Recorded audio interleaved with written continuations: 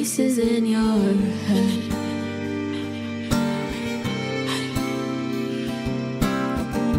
With every twist and every turn, pulling every single thread.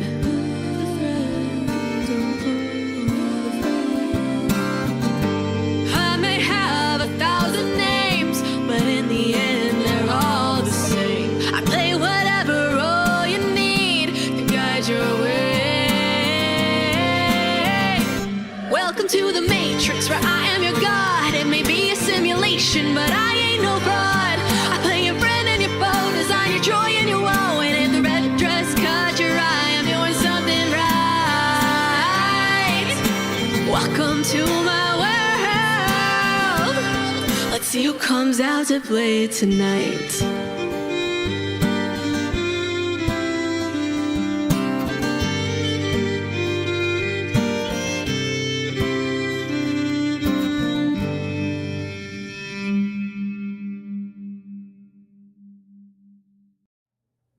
Welcome back to Wyrdgard! Oh my god, it's been too long, and we said that the last time. Oops. We are For the Win, a D&D group. Full stop.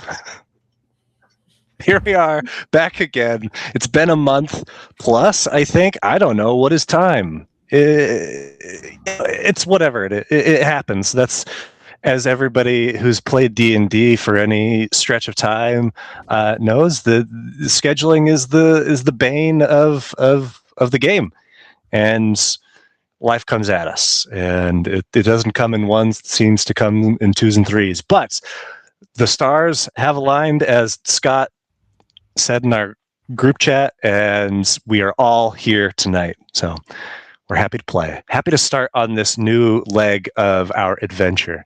And I'm happy to lead you in that. I am your Dungeon Master, Nick. I'm joined by 4 wonderful players who are busily familiarizing themselves with their character sheets, all of their features and spells and magic items, and just like the base of their homebrew classes. So here we go.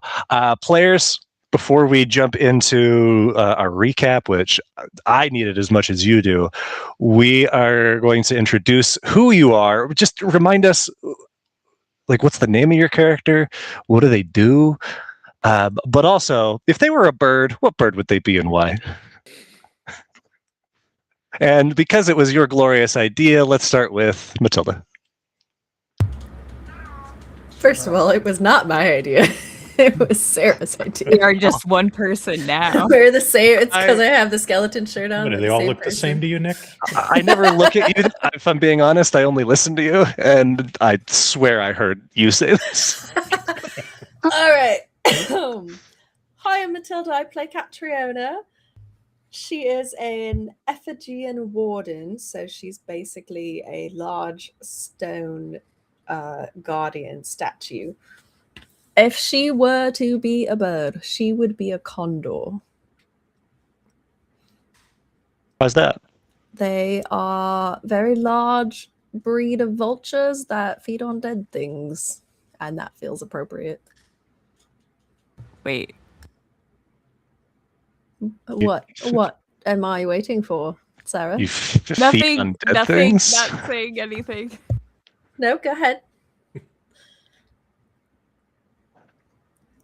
Nope, it's just gonna lie in the silences, I guess. Yeah, okay. I like that. Condor. I mean, they also they have an association with death. They have an association with the dead, and she is a graveyard statue. Yeah, and they were, at least the California condor was very close to the extinction because of people, but also like low birth rates, I think, or something. So that's kind of Effigian adjacent. Sure. And it's like what is it? The Andean condor is the largest bird. Yeah, they're crazy big. Yeah. It's like the old Quetzalcoatlus or whatever. Quetzalcoatl. Perfect. The person whose, I guess, idea this actually was, there's shame there's no tape that we can check. Snash. Hi, I'm Snash. I play Harlow. She is a rekindled cleric, fear domain. I would say if Harlow was a bird, she would probably be like a raven. A little spooky, a little weird, not like other birds. Kind of just different. Yeah. Trainable with treats? Trainable with treats, yeah. Give me a couple souls and I'm your best friend. Love it. Thanks, Snash. Up next, let's pop over to Ruby. We're not going to pop over to Ruby. We're going to pop over to Scott. What happened to Ruby? Hi, I'm Scott. I play Quinzal, I think is his name, if I recall. Teorin wizard, so specializing in illusion magic. If he were a bird, I believe he would be like a screech owl, something that's kind of associated with sagaciousness, but also can camouflage themselves really, really well. So sitting in a tree, you'd never even know they were there because most often Quinn is a rock or a tree or a bush or something like that. He absolutely is. He's the rockman. He's the bushman. Thank you very much, Scott. Ruby, you can give me a thumbs up if you're ready for me to kick it over. Yeah. Otherwise, I can vamp. You can kick it over. Sorry, I was looking at my bird. I was like, no, wait, I don't have my bird yet. Give me a second. Sorry about that. All right, Ruby, who are you? Hi, I'm Ruby. I play Nosh, Namasi Fox chef. Nosh is an expert cook of all things and loves food. And his familiar is named Ra, who is an elemental flame familiar, who is a very resilient boy. We love him very much. And I think Nosh would be a chickadee, a black cap chickadee. And why is that? It's a small little migrating bird that lives in the forest, and it has a distinct black cap, which Nosh has his distinct, orange fur. And they eat about 35% of their body weight in bugs. Ah, there we go. Beautiful. I have to say, Ruby, flying fox, while not technically a bird, was right there. I know, but I just wanted something a little different. That was more of a foodie. It's fair. It's very fair. I'm teasing. But yeah, so I play Nosh with Ra. With Ra. Okay, well, let's see if we can remember what the hell's going on. Last time we played, it's been a minute. It's still on Ruby. There you go. Thanks, Scott. We were wrapping up our time in Stonebridge as you all were preparing to leave to, lands further to the east, particularly to Starfall, to try to follow up on all of these threads and ends of people sleeping and being awakened and people coming for you. You decided that was your best destination, that all of you had some stake in, and you established your bastion, center stone, in the former stronghold of the Grove Wardens, and took several steps to ensure that Stonebridge would not fall into the hands of people that would abuse it. And along that, you established your personal spaces within your bastion, and each established a point of contact, an individual that is your hireling. For Quinn, that is a awakened or animated spell book, or book rather, not spell book, that is tending his library, looking for information about, I believe, the Apocrypha. Was that the last thing that you? That is correct. Yep. Sent the book to investigate. For Nosh, a promising sous chef with a penchant for big flavors, but without the snobbery of fine dining. For Catriona, I almost forgot your character's name. My bad. For Catriona, a young Ephigean, at least by Ephigean standards, who had been raised by Namasi, who was seeking information about herself as well as what it means to be in this place in the world. And for Harlow, in her toy shop workspace, good old Pumpernickel Montrose, the proprietor of the toy shop in Stonebridge that apparently he didn't have any business being in because he wasn't paying taxes or didn't have the a lease or a deed or anything like that. But it's fine because he's helping you now. You managed to secure the first group of blocksters that you ordered, including one from Catriona to Harlow. The Owl of Gray, your very, very brief mentor of about 2 days, but the only other rekindled that Harlow has known. And you all were deciding what it is you want to do first, and on your way you decided you needed to find a druid to try to reanimates or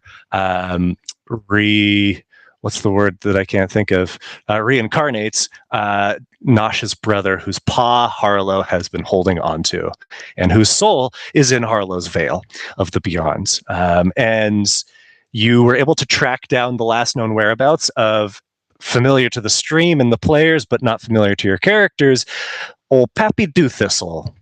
Someone who we've seen reincarnate, a child who was sent on a dangerous mission only to be killed by a tickle chicken. And they, Pappy, according to your information, is in a place called Idlewild, a village to the east and north of Stonebridge, and somewhere that you could get along your way after about a week of travel. You picked up a couple of pets or friends along the way, a beast of burden called a cumuloth, which is a hovering cloud elemental creature, and a little baby Osmodon, very small little amorphous ooze that maybe someday will grow to the proportions of something more formidable. But right now, Ozzy's just a little guy. And I realize I got to change their tokens to friendly and not neutral, because they're going to get hit with your Soul of Annis. Let me fix that. So, as we left it, you were on the road, or just setting out. You have Gion's paw in the bag of holding, correct? I think so, yeah, to preserve it. I do need to be a bit of an asshole pedant here. Scott had said that a bag of holding is a vacuum, and that's not quite technically true. A bag of holding is a extra dimensional space, but it does have oxygen in there, because a creature can breathe in it for 10 minutes, a limited amount of time. Yes, and then they just start to suffocate. So as far as it being a store something forever to preserve it forever, I don't believe it quite works that way. But you do have a wonderful hat that that Nosh has that you could chuck his paw up into and keep it refrigerated for I believe it's 7 or 10 days. Does Nosh have to wear the hat? Yes. Harlow would have done that quite prior to leaving Stonebridge. For sure. Yeah. Okay, so paw is good to go. Harlow just wearing the hat. No. I had asked Nosh if I could keep something in their hat. It might not have specified what. What you were putting in. I believe that. I find that very fair that you would have asked me to keep something in the hat, and I just would have let you do it. Very fair.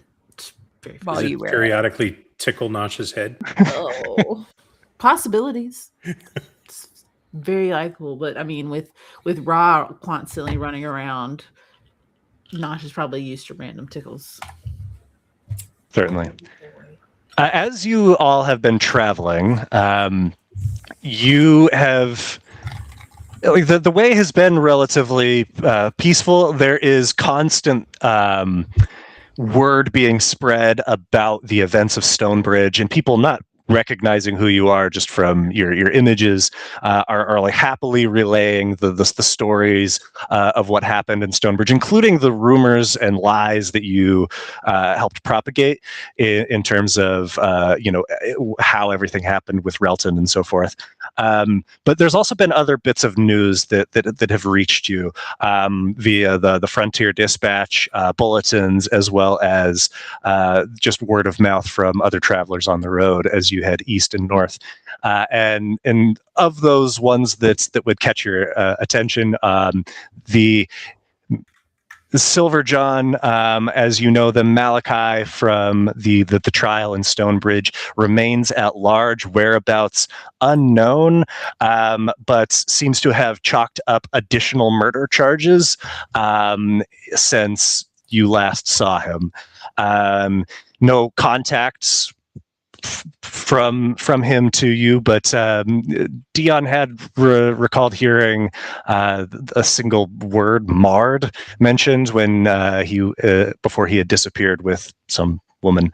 And additionally, other news along the trail is that there is, if to the east, Fog Harbor has been experiencing an increased level of fog. It's always been foggy, but something is unnatural in the expansion of the fog. And there are reports even that this fog is having an effect on people in ways that it never has before, but you're not sure what those might be. People are vague. There's been a couple of Hegnod sightings, none near you, but the most recent report from the Frontier Dispatch was that Hegnod had been in the south of First Fall, somewhere near Drakeshore, which is certainly on Nosh's radar. And finally, beyond that, the word from the Western Concord is that there is escalated conflict growing between factions of Teora, namely the Scorchbarks and the Grove Wardens, and that fighting seems to, at least for the time being, have kept the Grove Wardens from putting forth any large effort into recapturing or even reventuring toward Stonebridge. So that's the word on the trail. And over these, say, 6 days that you are traveling, relatively otherwise uneventful, is there anything in this downtime that any of you would have wanted to do, accomplish? If so, this is your chance to let it be known. Continuing Cat's reading lessons. Okay. And who's taking the charge on these? Well, Quinn offered originally. I feel like once we got past the basic alphabet, it could be fair game. Anyone that would be willing to. Yeah, and I would certainly be lending books at various levels to Cat. Now, Quinn, is there any way that you would be able to modify the books to differentiate to Kat's level? As she clearly wouldn't be able to access the level of text that Quinn is reading.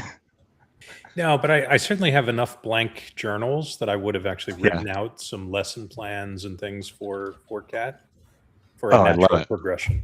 Yeah. Okay. Now, Kat, have you been learning to write as well in this?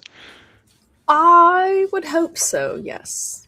All right. I can only imagine one of two things: that Kat's handwriting is very shaky, very rough, or it is somehow beautiful. Oh, it would be very meticulous. steady. The only toolkit that Kat has is a painter's brush, so it would be very. Oh, okay. She's used to that motion of painting, at least. Oh, beautiful! Like calligraphy. Yeah. Okay, so let's roll a couple of checks here to see the progress that Kat makes. Kat, you're gonna make a intelligence check, and with advantage here. As I guess, Scott, can you for Quinzel make a separate check to see how your how effective you are as an instructor? And would you like me to roll? For that. Let's have you do a. I don't think we would call that performance. I think just like a straight intelligence check would be adequate here. Maybe history. Quinn, very solid in your recognize Kat's her levels of proximal development here, and know how to adjust the tasks at hand to meet her where she is and push her at an appropriate pace here. Catriona, you're making progress, but it's tough. It's hard to become a perfectly fluent reader in learning a week a new or two. skill after hundreds of years. Yeah, that's tough, but your recognition of sight words is definitely improving, and your phonics you're able to sound out. Thankfully, Weird Speak is a very phonetic language, and so you are able to. Even if you don't know necessarily with 100% certainty, you're able to get a good chunk of it. So, Catriona, more adept at reading. Huzzah. Anything else that anybody would like to do during this time? I think Quinn would start his woodworking. So start actually doing some crafting. He picked up a woodworker's kit. He's got some zeal oak from the remnants of what was left in the compound. So he's going to start crafting. And Quinn is he proficient in the tools? I think we had him go through some proficiency at one point. Okay, let's just add that to your sheet. That's right, you did. So I don't think we ever actually added it's the woodcarvers or the carpenters? Woodcarvers? Woodcarvers. Okay, perfect. Yeah, Quinn, you find the kind of like jumping in with zeal oak is a different beast. It resists being manipulated manually, but with your ability to imbue basically everything you do with some amount of magic, you're definitely starting to get the hang of it. Go ahead and roll your woodcarver's tools to see how successful you are in this time. Yeah, and being a man of living wood yourself, you recognize the life of the material and are able to notice the subtle indications that others would have just carved right through, and you're getting pretty darn good at it, and your speed is increasing as well. And what maybe would have started out as pretty crude forms are now much more refined. Anything in particular that Quinn's carving? Flying broom. Starting to carve a flying broom. Well, a broom. That's right, a broom. A broom. Okay. Yeah, not particularly challenging in that it's a simple form. The arrangement of the twig bristles there is a bit more challenging, but well within Quinn's capacities. Harlow, Nosh, anything for the two of you? Harlow has been toting around the head of the zealoid that we killed. Okay. In what way? Just the head. It's probably, I don't know, do zealoids decompose? They do, and they remember this zealoid in particular was already not a lot of physical constitution to it in terms of it was very loosely held together. I would be asking the group at this point if they had any questions for it. Because we do have the ability to speak with it if we should want to. Can you remind me which zealoid this is? This is the one that we were trying to not have to fight. The one that was glowing like golden. This is when you fought against the agents of the Apocrypha, who you named Peter, right? Who summons the sleeping Ephigean from the bottom of the river and awakened her, but not in a way that you maybe would have wanted. Yeah. And we can table that and we can think about it later too. But she would be just prompting to see if there was any questions that maybe we could ask her. I'll have to think about that.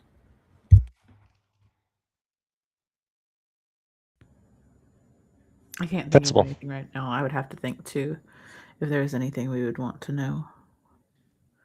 Yeah, how specifically did she come to be in the company of the Apocrypha, and who was she before all that and all that? We could be working on a group list through this travels.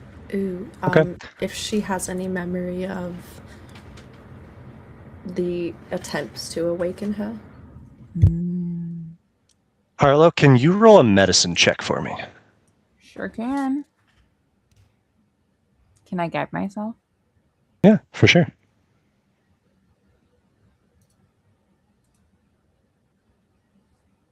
So you know the nature of the spell that you would use for this. You in like studying this head, and it's getting to the point where it's almost hard to call it that.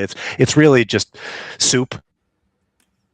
You reckon that you have a narrow window in which to like where this will still be viable, and you, by your reckoning, you probably have, by the time you reach your destination of Idlewild, 2 maybe 3 days beyond that. Okay. So some sense of urgency, but no immediate sense of like, got to do this now. I'm like, this thing's really turning to soup. We should probably come up with our questions. It doesn't look like a good kind of soup. Well, we won't know unless we try. Little buddy, you really don't want to try that. I don't think so. I thought I hated asparagus, and then I tried it, and it's delicious. All right, fair enough. Questions. And so we don't have to do this immediately right now. I don't want to like rush you through questions here. So if there's anything else that in this time that anybody would be doing, we can pivot to that. But this is your guys' time, so you tell me.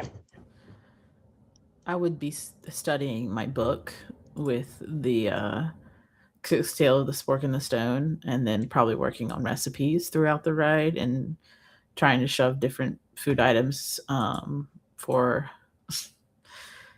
Kat and Harlow to taste, and then giving the rest to Quinzel, just for fun, testing out different recipes. But I mean, yeah. While you study, can you roll a history check? I will try and do my best.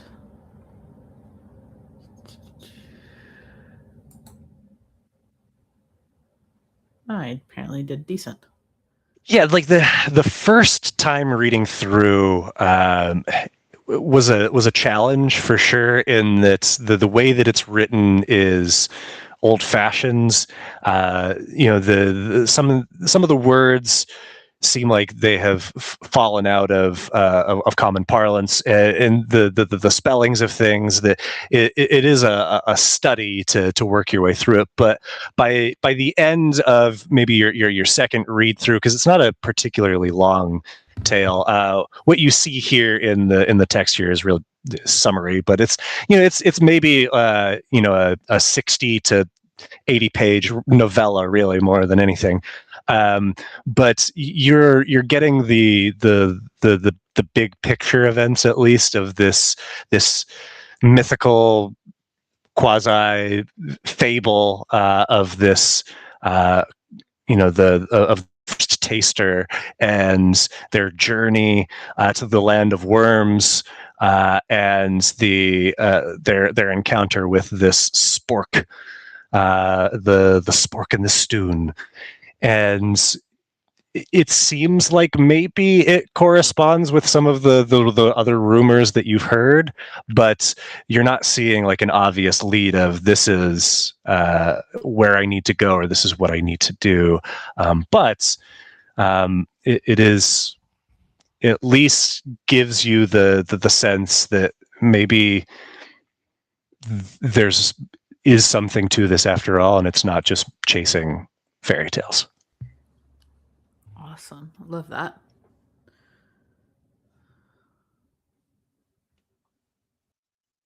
Anything else? Hopefully, I will find it one day. So at some point we picked up a map, right? A general Wyrdgard map? It was a map of First Fall. First Fall, okay. Yeah. So I think along the way I'm jotting down, kind of further annotating the map on our travels, just if there are any particular points of interest, anything that isn't actually on the map itself. Just he's got a cartography hobbies, so to speak. Very nice. Okay, yeah, absolutely. Adding landmarks that seem significant and the like.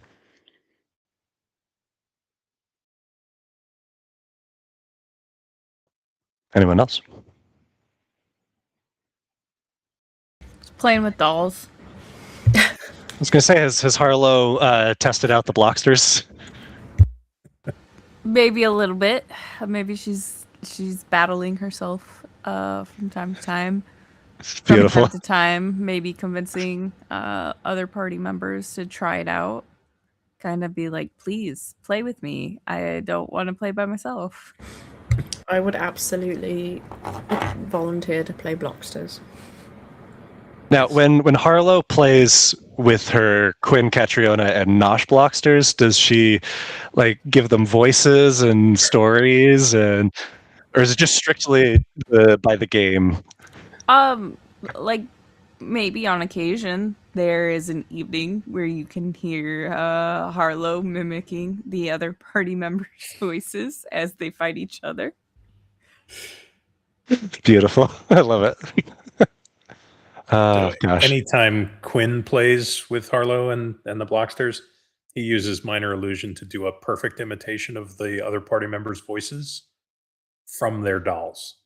So, and usually in a very mocking fashion. So, Kat just does the worst possible accent version of them, exaggerated as hell, really bad.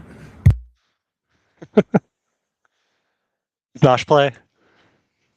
Nosh would play. He would just let Ra run around the board and imitate their voices for him. And then he would probably try and correct him. And then he'd be like, no, man, that's not how you talk. They don't talk like that. And they would have a back and forth discussion, probably in the middle of the game. And the game would come to a standstill multiple times before they actually got through to the end. But yeah, Nosh and Ra would definitely play. It'd be fun. Well, anytime you guys want to play Blocksters, Harlow's got the character sheet. So, okay. So you've been traveling for about 6 days now. You've had a chance to learn the temperament of Danyan, your Cumuloth little buddy, big buddy. He is got a lot of pep and moves pretty quickly, but does have a penchant for distraction. Seeing something off to the side, pulling in that way requires some work to get him back in. Who would be at the reins? I think Catriona would want to be. Very nice. I would volunteer to help you if you did. Quinn would likely be in the back of the wagon, surrounded by books and wood carvings, and kind of keeping himself busy that way. Okay. I mean, yeah, go ahead. well, and Nosh would probably be the one to make sure that, along with the rest of the party, they were fed and taken care of whenever they would rest in the evening. But as for control of the wagon and helping drive, no, Nosh would definitely leave that all to Kat and Harlow. Yep. All right. Makes sense. When we stop in the evenings, I throw up a Galder's Tower so that we've got a nice, comfortable place to sleep. And then Nosh has a kitchen, and we've got beds to sleep in and all that. So we're traveling actually quite comfortably. Okay. Remind me, what's the size of the tower? It is 2 stories, 15 by 15. 15 by 15. Okay. So yeah, you could let's see, your Danyan is not tiny. Yeah, they have to be kept outside because he is 15 by 15. So I think getting him through a door would be tricky. We can make the tower rooms whatever we want, right? Yeah, they can be empty, or there's about Could 5 the or 6 base, different the configurations. first floor, the ground floor of the tower be how they have those stilt houses, so it's just no walls, and he could just be under the protection of it? Sure. Sure. So he's at least yeah, covered. if he wants to. He's also a cloud creature. He could be on the roof, right? Yeah. Very much so. Okay. So, Cat, with advantage, since Harlow's helping, can you roll an animal handling check just to see what this relationship has been like? Can I guide her? Certainly. Does the like elemental magic that Cat has affect this at all? Let's see. Okay. Love that. It. So that is a total of 23.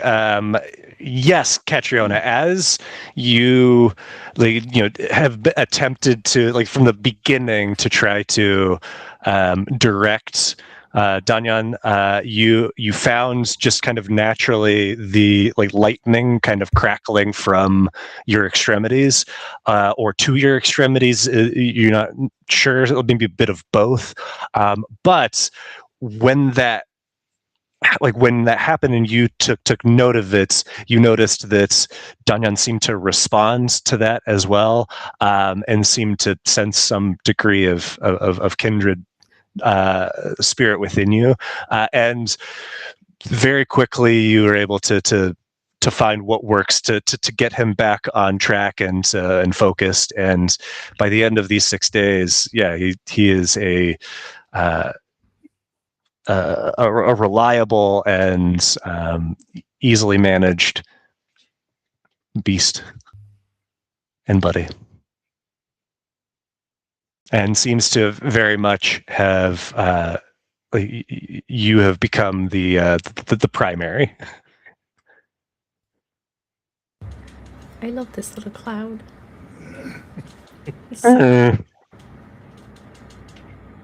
So 6 days have passed, and on the early hours of the 7th, after just a few additional miles, I guess not there, I guess by like mid-morning, you are approaching, which based on your map is the general location of this village of Idlewild. Along the way, you've, having veered from the main road, now seeing far fewer people. But just on your map here, where I'm pinging, is about where you would see Idlewild. So you've definitely gone out of your way, but maybe there is a way to save some time as well. So as you draw closer, you see that you are getting, like, the space around you is becoming more frequently dotted with trees, not full, dense, thick forests, but good copses here and there, as well as just thickets and pockets of trees that were less likely to be found along the main road, and especially near Stonebridge. You're also getting now quite close to the mountains, and your elevation has picked up, which Danyan seems to be quite happy with. And the road now is winding between the foothills of the mountains here, and you see in the distance what must be Idlewild. You see that there are there's smoke rising. You hear the sound of hammers on wood and saws, and when you finally you turn the bend and see the village ahead of you, it is nestled very peacefully and idyllically between two slopes. There is a river that flows through it, and the trees here are tall and sturdy and varied. The clouds kind of hang low and dapple everything in mist. But everybody roll a perception check for me.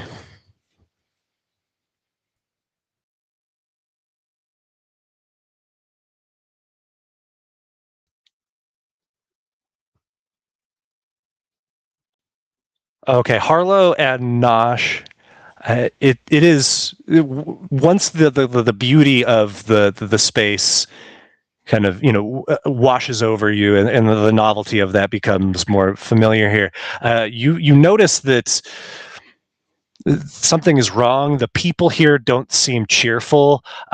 You notice that this is a village of zealots. Hold on one second. I need to let my wife into the apartment. Happens to the best of us. Do we want to take a quick break? Yeah, We we could do a can do little that. Oh, he's back. Oh, he's back. Sorry about that. Yeah, just had to buzzer in. The Zealoids, they're dressed simply in, pale and brown linens, but there is a sort of quiet unease that seems to hang over everything, and it looks like there has been some sort of recent calamity in that there is a lot of repair work being done to buildings. There are like big, deep ruts, seemingly unnatural in the earth. Trees have been raised, and it doesn't look like intentionally, with just jagged, broken trunks, and something has happened here. And Question. command. Are there noticeable the presence of children in the town? There are children, yes. You see them. All of the Zealoids that you're seeing are very much of that gummy variety, less of the mutated forms and more of the what was Uma? Was that your character's name, Ruby? Uga? One of those things. Close. Yeah, I would have to try and remember. I think that's right. It started with a U, but now I don't remember. Usha. Yeah, that's right. Usha was there. Very, very much more like her with these bright, vibrant gummy bear sort of colorings. Otherwise, humanoid forms, and like the Zealoids that was the corpse that you found after your encounter with the Apocrypha, but much more whole as opposed to goopy soupy.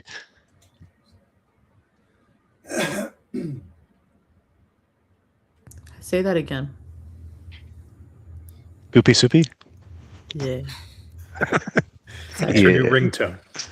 It's a nice sound. Just had to clip it.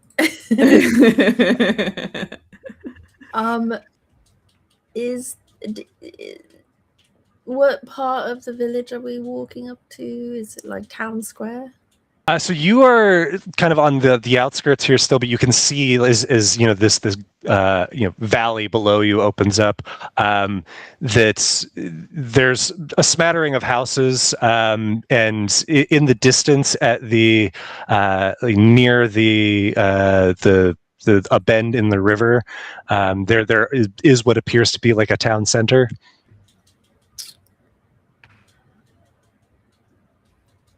Is this like visible destruction concentrated only on the town, or is it in the surrounding like valley area also? You didn't see this as you approached before, like you caught sight of the village, so it does seem to be centered on the village itself.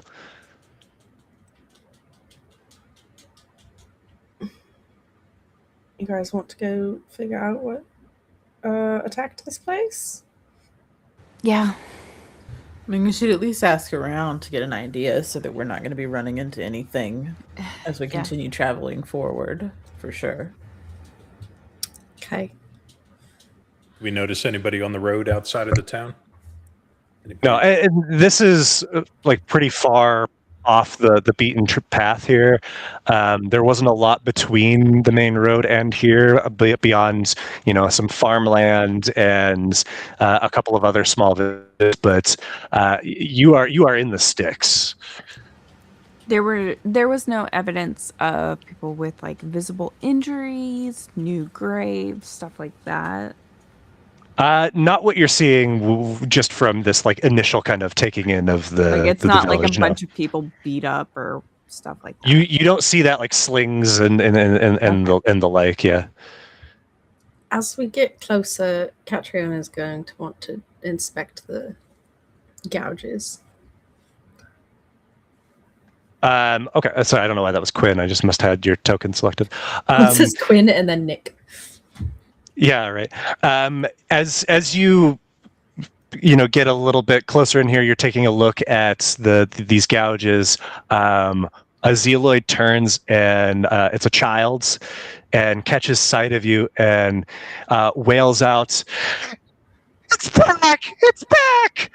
And suddenly a wave of panic erupts as you hear more people shouting, and all of the Zealoids that you can see in this basin begin rushing towards a building that is tall and cylindrical, maybe 2-3 stories tall, and covered in windows of various shapes and sizes, and just streaming into it in mass panic.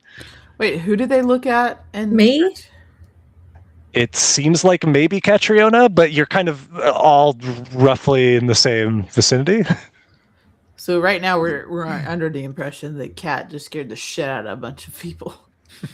Like, did it look like it was the child was talking to me, or was it like just point at the group in general? Roll an insight check. Okay.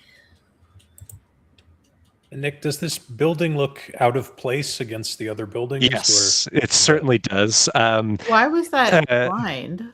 All 'Cause I insight made is blind. insight blind. Yes, Catriona, you can tell by the angle of the arm, at the height of the pointing, that this child is pointing at you.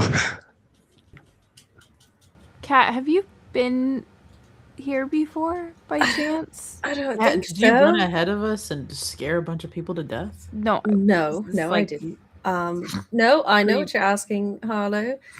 I don't believe this. I was not operating in this like far east, correct? No, I no, was- no, no. No. And certainly no. not in or like remote of a place as this. No, I have not been here before. Well, at least it points out the fact that they've obviously seen an Effigian recently, or Yeah, maybe some Effigian type that of looks like Effigian you. that is of similar size. So To would you, Kat maybe? recognize some of this destruction as, something she's seen before in war? Can I finish looking at these gouges? Yeah, go ahead and roll either survival or investigation. Survival.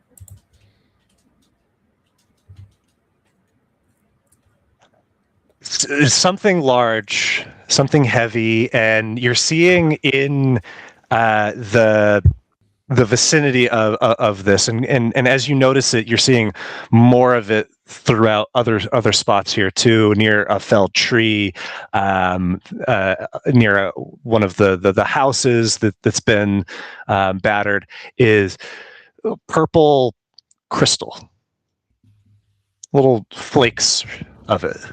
Like what we saw in the underground. Yes.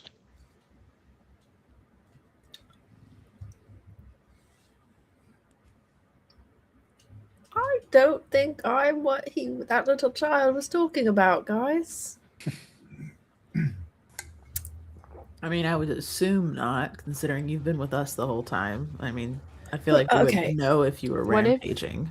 What if someone was like wearing your face? That's terrifying. Or, Well, you I know- mean, you are right currently wearing half of it, but I gave it to you, so I'm aware of that. But I mean, maybe it's just a generalization of fear from these No, people. no. Yes, probably, but I don't think an Effigian is what they saw before. Okay. I mean no offense by this. I love Um, the start of this sentence. so, from my understanding, effigians were made from statues, correct? Yes. We'll go with that one. Is there any possibility that there's multiple of the same? Because, like, I've seen, statues that look the same. There's certainly like would look fairly similar. But like I don't know, lots of foxes look similar and they're not the same nosh. No, but I mean, like, when they made them, would there be like two of the same one? Well, no, because like a person carved a statue, they're never going to carve something exactly the same twice. That's fairly close to impossible, especially without magic. What just happened? We lost Snash. Snash's internet probably went briefly down. He's back. There she I'm is. back. Hi. Anyway, what I was saying. Well, Right. like a person's never going to carve the same thing exactly twice. There's always Right, going to be some and- difference. All foxes are gonna. We look all slightly different, even if we all have similar, Features. features and idea orange that- fur. The idea that there could be another effigian or 100 effigians that have a face very similar to Catriona's, yeah, sure. That stands to Oh, it's a reason. possibility. Am I interpreting the crystal thing wrong, Nick? In that it looks like it was made, the gouges were made with the crystal. It seems like it definitely could have been made with the crystal, or the crystal was just left as like as a byproduct from or whatever did this. But yeah, I mean that stands to reason. A byproduct, like sort of like diamond dust with like a drill bit or something. Or like a Yeah, sword. sure. Or an infection. Infection of crystal. I would not put it past the Aether Deep to create that. Okay, that place is terrible.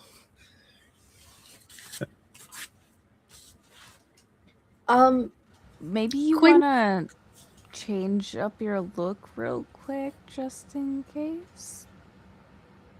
Or Sure. Can I borrow a helmet? Yeah, I've got lots of hats. I'll give you my helmet. Guys, I'm gonna be honest, and I pick up one of the hats Quinn holds up and I put it on. Like, do you really think I look that different? no, truthfully, no. Just Do you want to one just of them's wait a turban. and we go ask what's going on so they don't Give the hat freak back. out? Hang on. I do think Quinn's question is worth addressing as well. Does the destruction look similar to things I've seen in warfare? No, this does not look Okay. like this was like a coordinated strike or anything like that. No, this looks like it looks more like a wild animal was set loose and just went on a rampage. Okay, fantastic. Yeah, do you guys want me to just hang out back here while you go talk to them? Weird question. Our cloud buddy, you said he's like a cloud. Is he actually like a cloud? He's not actually a cloud. No, He has density. Cat can't hide inside of him. correct. Damn. Cannot hide inside him. While you are doing this, you boom from the direction of this building that everybody had fled into, and calls out, "Friends of the valley, there is a monster among ye. Seek shelter immediately. Do not approach it. It cannot be trusted." Good. All right. Kat's just gonna sit down and like lean back on Jianyan and just like, all right, you guys go talk. I'll stay over here, like on the edge of the village area. We didn't see any other effigians coming in here, did we? Do Come we on. see anything else besides us now standing out here? It is quiet. Yeah. Do another perception check for me, please. Okay. Oh, sad. Not a living thing to be seen. Oh, lovely. Are there dead things to be seen? No. Terrain wise, So the as we're damage that we walking- see, it almost looks like a natural disaster. Like a natural disaster, like something has like a like something rampaging zoo animal. rampage through, exactly something akin to either of those. Yeah. So anything Quinn would have come across in kind of in the north, in Western Concord? This particular thing, no. Okay. And I can say that with confidence because it's a 1 of 1. Is there, as Kat's sort of pulling Daniel back towards the edge of the village to try and stop scaring these people, can I keep a lookout for if there's any sort of evidence of the like Effigian stone writing? Yeah, you would definitely not find that here. Okay. All right, you guys have to go do the talk. I'm sorry. All right, well, that's fine. I'm gonna leave Raw with you. How far are we from the building, actually? About 50 to 75 feet. I'm gonna leave Raw with Kat, and I can relay a mental message if there's anything that sounds a little too crazy or something happens before we can get back to relay that information. I won't editorialize too much. Good job, little buddy. Thank you. Kat, you got another buddy. I'm going to have Moss just do a flyby, just a circle around this tower and see Okay. if there's anything of interest on top or on the other sides of the tower. On top, Moss would see that there are additional windows. Like a what's the what can I think of the term for like a sky? What the Skylight? Light? Skylight. There we go. A light in the sky? Like a window on the ceiling. A see-through Yes. thing on the That's upper No, thing. it's not just not playing in a while. Apparently, Nick Wow. hasn't like. Yeah, gosh, This is haven't worded in a while. But something that like upon like closer inspection that would become clear is that while there are dozens and dozens of windows on this structure, it doesn't seem like you can see into any of them. There's just sort of a foggy, dark gray, and get the sense, Quinn, that especially in comparison to the construction of the other edifices here, that this is very out of place. This looks to be magical in some capacity, but it is like almost like perfectly cylindrical. It seems to be like a panopticon of sorts, a bit raised from the buildings around it, but otherwise pretty featureless. So no doorway to be perceived? Oh, definitely there is a clear doorway where you saw all of these creatures run in, all these zealoids. All right. I think we approach the door. Cautiously approach the door. Nash, people seem to like you. You want to try to talk to these people? Sure. I guess so. You're the least scary. Thanks, Harlow. Guidance. as I gently push you shoves me forward. forward. Yeah, there it is. Okay. Fair enough. Hello. Good. What time of day is it again? Day. Good day. Yeah, it's like late morning. Good morning. We're just travelers passing through. We didn't mean to alarm. Hello? Anyone? You are there? in league with a defiler. I'm gonna need you to clarify what you mean by defiler, because we don't defile things. We're just trying to get somewhere, traveling on the road. What exactly happened here? Could you invite us in to clarify? Our friend that seemed to frighten you is standing back and taking no action. Friend, you say? Then you're in league with the Hexwood. I've never heard of a hexwood, actually. What is a That's hexwood? precisely what you would say, isn't it? No, that's literally just confusion and not knowing what you're talking about. Do you mind just clarifying? Because truly, we saw the destruction, and we're really coming by to maybe lend some hand because it seemed like something bad had happened here. We have no idea what's going on.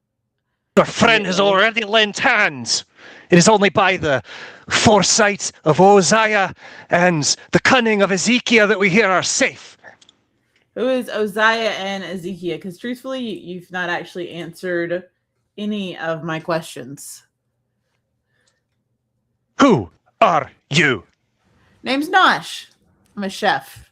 I cook really good food, or would love to share and make you guys a good meal. But gonna need some clarification on what's going on. I can assure you that me and the party I am a part of are not in any way here to do harm.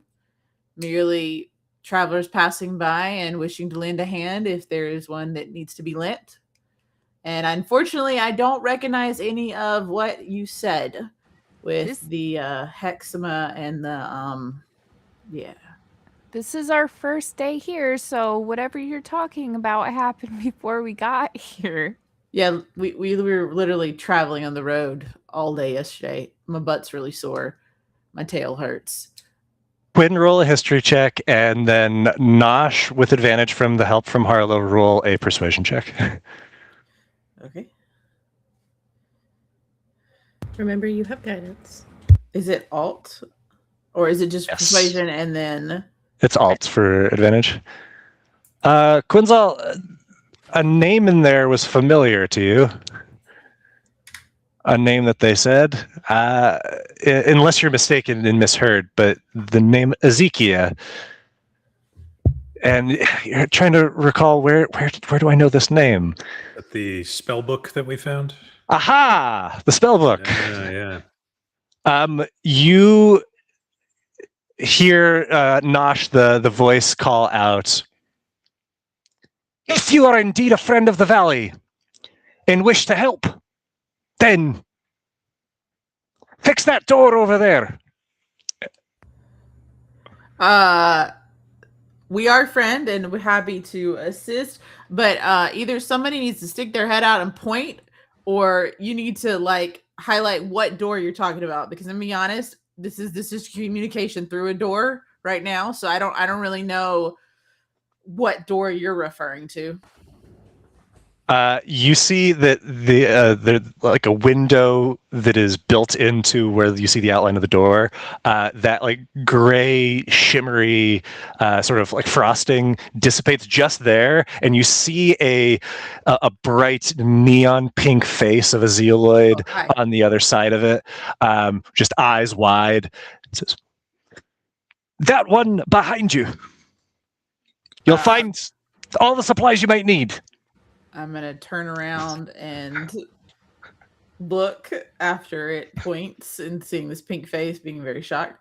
Do I see what it's talking about or what they are referring to? Yeah, like if you follow the line, you see behind you there's a structure with a door that's just bust off its hinges. All right. Nosh, hold it in place.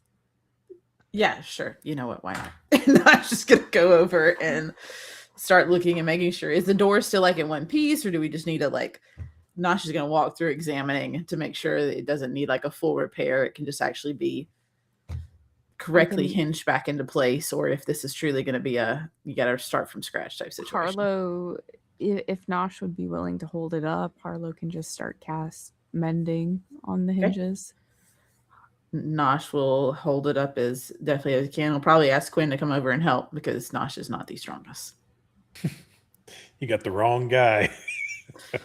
But I'm holding up, like I'm lifting up part of it, and then I'm like, Quinn, It's just a get normal over in door, here. right? Yeah, normal I'm still a weakling. I am still a door. weakling. Surely you can. I go over and flex my twigs, and my strength of 8. I have at least a plus. Okay. strength.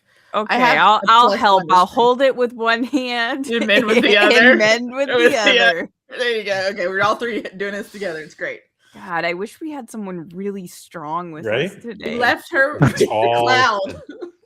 Just a big muscle mommy. Meanwhile, Kat is just like sitting at the end of the path, just started making a flower crown out of the little weeds around. Smoking hanging a out with the long pipe. cloud. Yeah, Having the a cloud great and the time. flame. Cloud to flame. Yeah, and as you are able to pretty quickly fix this door with Harlow's mending and your alignment, you hear the voice call out again. You're menders, are you? We have one who has that capability amongst our party. Could you provide insight to what exactly happened here? Because truthfully, we just stumbled upon you upon our travels. So You swear the one of stone was not here last night. I swear on my own father's living soul, she was with us last night and traveled nowhere. She rested next to us and awoke with us and had not wandered off at any time.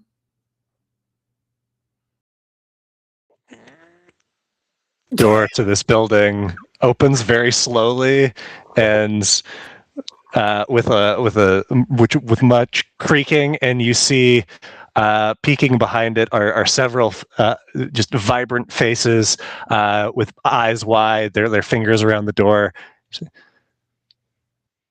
Well, come in then. It's safe in here. All right. Do you want our friend to wait still, or should we bring them forward? Or no? They can approach slowly Okay. with their hands and clearly visible. All right. One moment. And Nosh is gonna turn and look back and say, "Hey, Raw, buddy," and this is all like mentally. Ask a cat to come forward, but have her hands visible and up, kind of displayed out, not in a surrender fashion, but in a I'm unarmed fashion. And come join us. They've opened the door. I got you, fam. And Raw relays the message.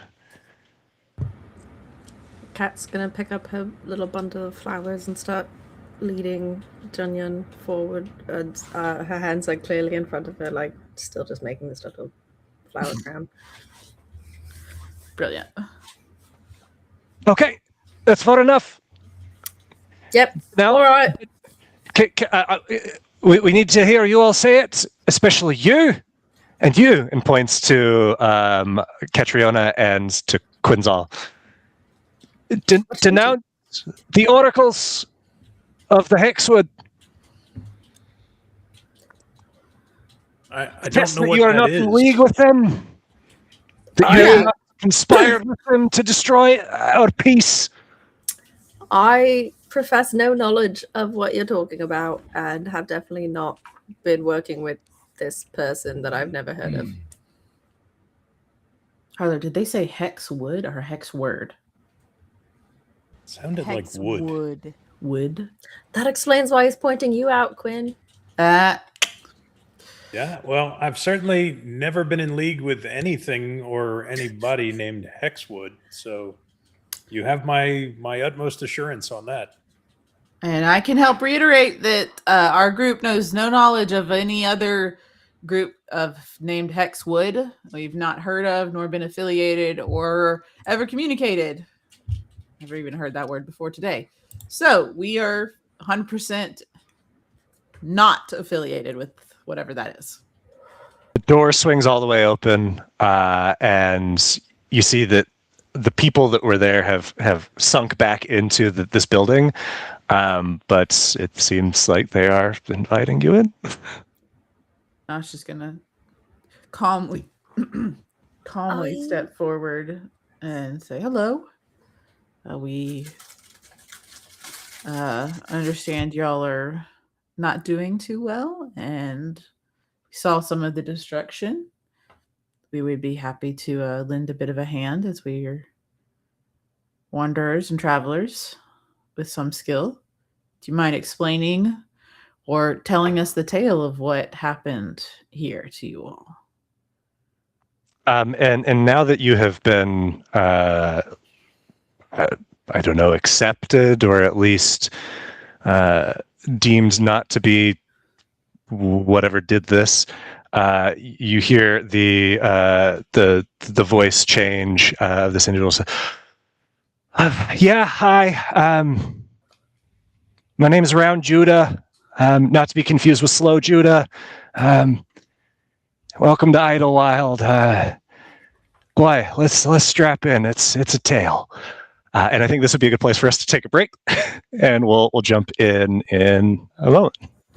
Sounds good. All right. Back in Be a right few. back.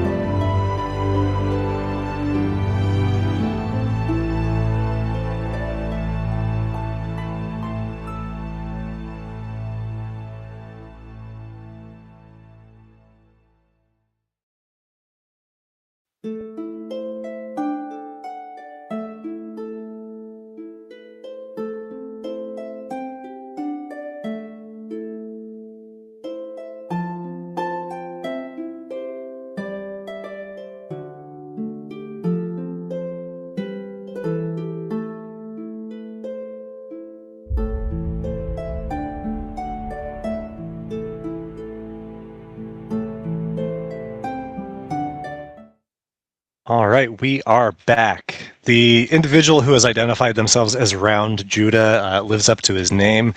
He is very round. He is a royal blue shade of his gummy skin with little flecks of crimson that are interspersed within. He has what appears to be a mustache, but maybe it's just a growth on his face. It's all the same texture and coloration. He, like the others, wears very simple linens and waves you into this space. As you are able to look inside, you see a very cozy looking space. It is large, and on the inside you see that all along the walls there are spiraling up dozens and dozens of cots and platforms built with small beds, and there is in the center a hanging from a chain what looks like where you would see a chandelier, a large quartz crystal, and you see that the streaming in from the windows, light hits that and just reflects various arcs of color throughout this space. There is a large cauldron set up with something bubbling within. There is an Osmodon that you see, larger than Ozzy, but smaller than the full-grown ones that you saw at the ranch, that is just oozing its way around. There are children running around playing, but stop when they see your faces peeking through this door. There are herbs and fruits and vegetables hanging to dry from various places. It is a space that looks like they have maximized every square inch of it, and everybody, except for the handful of children that are too distracted in their own universes to pay you any mind. Everybody has eyes on you. There are, by quick estimation, maybe 3 or 4 dozen of these zealoids, each a different shade of the rainbow, and all of them just big-eyed and expectant. Yep. So I'm Round Judah. Like I said, you're Nosh. Sorry, I don't. I was so distracted there. I don't know if I heard you say your names. Yeah, I'm Nosh. I'm Quinzel. Quinzel. Harlow? Harlow. I'm Catriona. Catriona. Okay. Well, that over there, that's poor Benno, and that's Tala Three Hands, and that's tall Ukiah. Over there, that's Ukiah the Second. Handsome Ukiah is somewhere around here. There he is. There's Senia Gooseneck, Crooked Senia. That's Luvia. This is Beria Gomeri. This is Tall Beria. Judah, really appreciate you trying to introduce us to everybody, which I'm sure we eventually meet each person individually, but we really would like to help. So let's I at least gotta say, Paperboy, Avith, Paperboy. And you see one of them just raise their head. Yeah. Hi, Paperboy. Round Judah, what happened here, and who is the Hexwood? Need some information here to assist. Hopefully, the Hexwood isn't a who. It's a place. Okay. All right, so let's go from the beginning. I'm not really the orator here. Paperboy, you take over, Avith, and you see another one of the one that had waved before approaches. She is purple, and you even though the name Paperboy is part of her name, you can tell just from the tenor of her voice that she is indeed a woman, and she launches into a story. She says, "Our people were victims of a great and terrible massacre many years ago by people like you," and points to Catriona. waves. Katrin sits down somewhere and is just very pointedly just staring at her hands. And we left our home as refugees, as hope to escape the fighting, and well, we settled here, and it was away from others. It was peaceful. We found a quietude that was all ours, and things were great for a long time. We are humble people, farmers mostly, and we all worked together toward a common purpose of building a place of our dreams that we didn't think was ever possible, away from the fighting and away from the prejudices of the Southerners. And that was good for a long while, but then the oracles, I think they call themselves, they started causing trouble. We think they were here before we were, in the wood that we don't ever go to. The wood there is strange, and they're even stranger. But we kept our distance, and then they kept theirs for at least another good stretch. But then, it must have been a decade and a half ago or so, strange things started issuing from the hexwood. At least it seems like it must be from them. Attacks in the night. We never saw it happen exactly, but we would wake and people would be marked.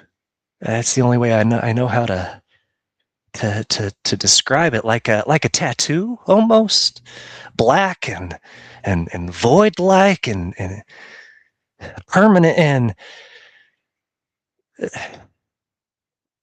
with people that got the mark, they changed. Not all of them in the same way. Some of them couldn't sleep. Others couldn't stop but sleep and walk around while they did. Others transformed subtly or majorly. Others just simply wasted away. But all of them, in their own time, died of it. Has anyone here been marked recently then? Or did that stop? That stopped thanks to a man with a vision, Ezekiel. He was like us, but not quite like us. He was from Starfall. Or was it Bounty? Or maybe Morrowdawn. He's kind of been mythologized, if I'm being honest, but he was a smart man, a capable man. He understood the essence of everything, knew the names for it, how to manipulate it, worked wonders. He built this place, the Rainbow Room, and it was our sanctuary. It still is. He even built the Alarum, but that must have been destroyed in the attack because, well, we didn't see it coming. The only benefit was that it happened in the night when we were all safely ensconced here. If it had been during the day, well, I fear what would have happened. But we caught a look at it, and it came from the hexwood. It must have. It came from over yonder, and it was huge, and it was terrible, and it was in a rage, and it just attacked everything with no seemingly discernment for whether it was living or not. And it was only by the grace of Oziah's foresight that we were able to be safe. Others had said that the marks had disappeared, and that it was high time that we got back to our lives in our own homes in the evenings. But Oziah, she was smart about it, and here we are, and we're all safe because of her. And people nod in agreement. Where's Oziah now? Well, she said she was going to go parlay with them, but I think she was planning on doing something.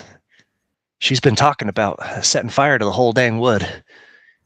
Okay, so Oziah's wandered off to basically challenge this hexwood regarding the torment of your,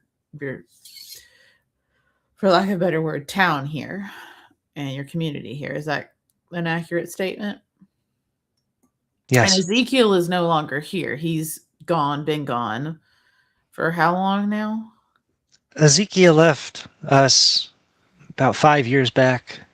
Okay, not too long, but he was summoned by people like him, and I don't know what for, but he said it was important. He said that we'd be safe. He set us up well, and we have been. Until now. Well, until now. Okay. Quinn, Harlow, Kat, anything? I mean, I don't know anything about this. So did you get a look at?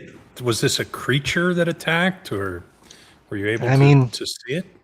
It looked like one of the Ephegians, one of the stone men, but it was huge.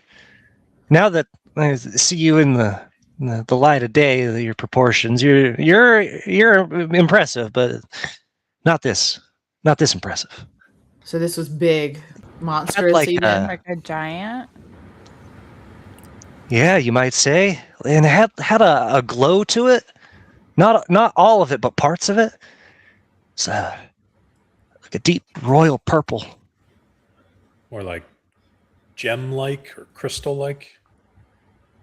Well, those of us that saw, yeah. Well, what do you think? You got the best look at it, and you points over to someone and raise their hand. Hi, I'm Shy Reika, not to be confused with Reika One Eye. And yeah, it was big, it was scary. And it was like crystals, just like you said. Did you notice anything discernible feature that made it stand out to you? I mean, you've mentioned effigy in the stone, crystal, but is there anything else about it?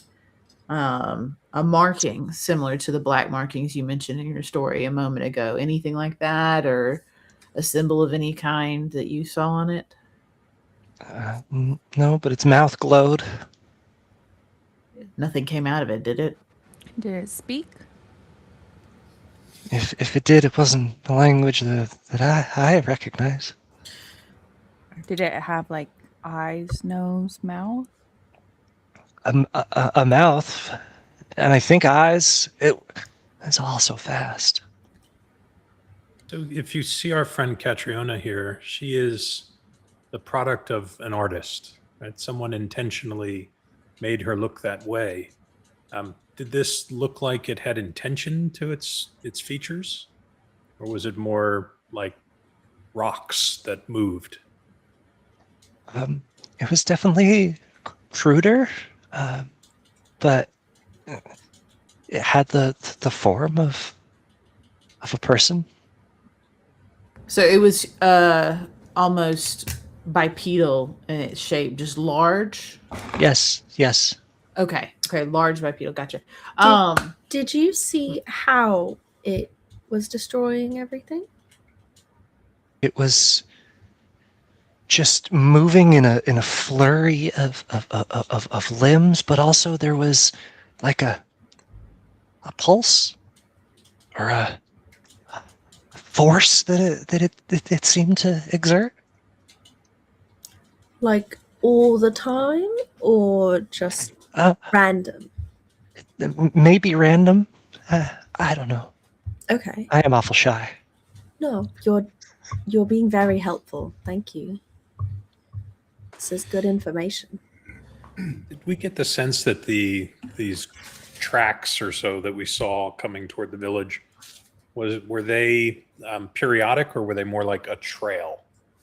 Is it could it did this thing leave them through its movement, or was it part of an attack that left these? It seems, yes. This definitely doesn't seem like this is like tank tracks or something like that, or but like it was in the attack. Yeah, got it. Targeted to that area and those places. Okay. Just thrashing, destroying.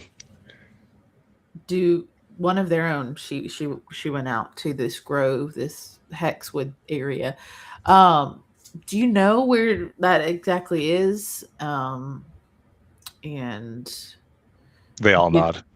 Oh, we're going to refer to it as a monster right now. Creature monster. Did it go that way? Is that the way it returned? Yes. Yeah. So it came from that direction and went that direction. Would you say that is an accurate statement? Yeah. And like voices are agreeing.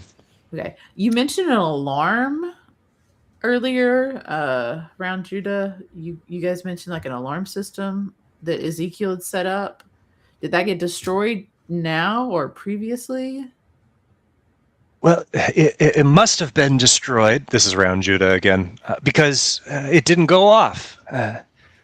Okay. And we don't know when it was destroyed, but it makes sense that it would have been during the attack. Now, I'm going to be honest. I never really understood how it worked. I'm not inclined with the magic arts like Ezekiel is. Mm-hmm. But you knew it to be functional. Mm-hmm.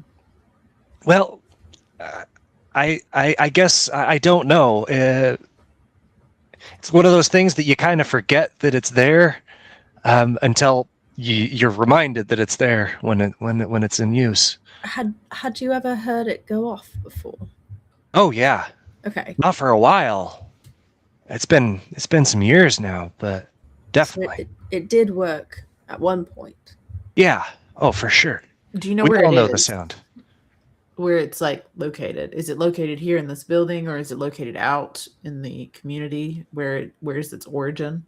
That's something you'd have to ask Uzziah. She said that Ezekiel told her how it worked and where it was before he left, but said that it was safest if we didn't know, unless we tamper with it.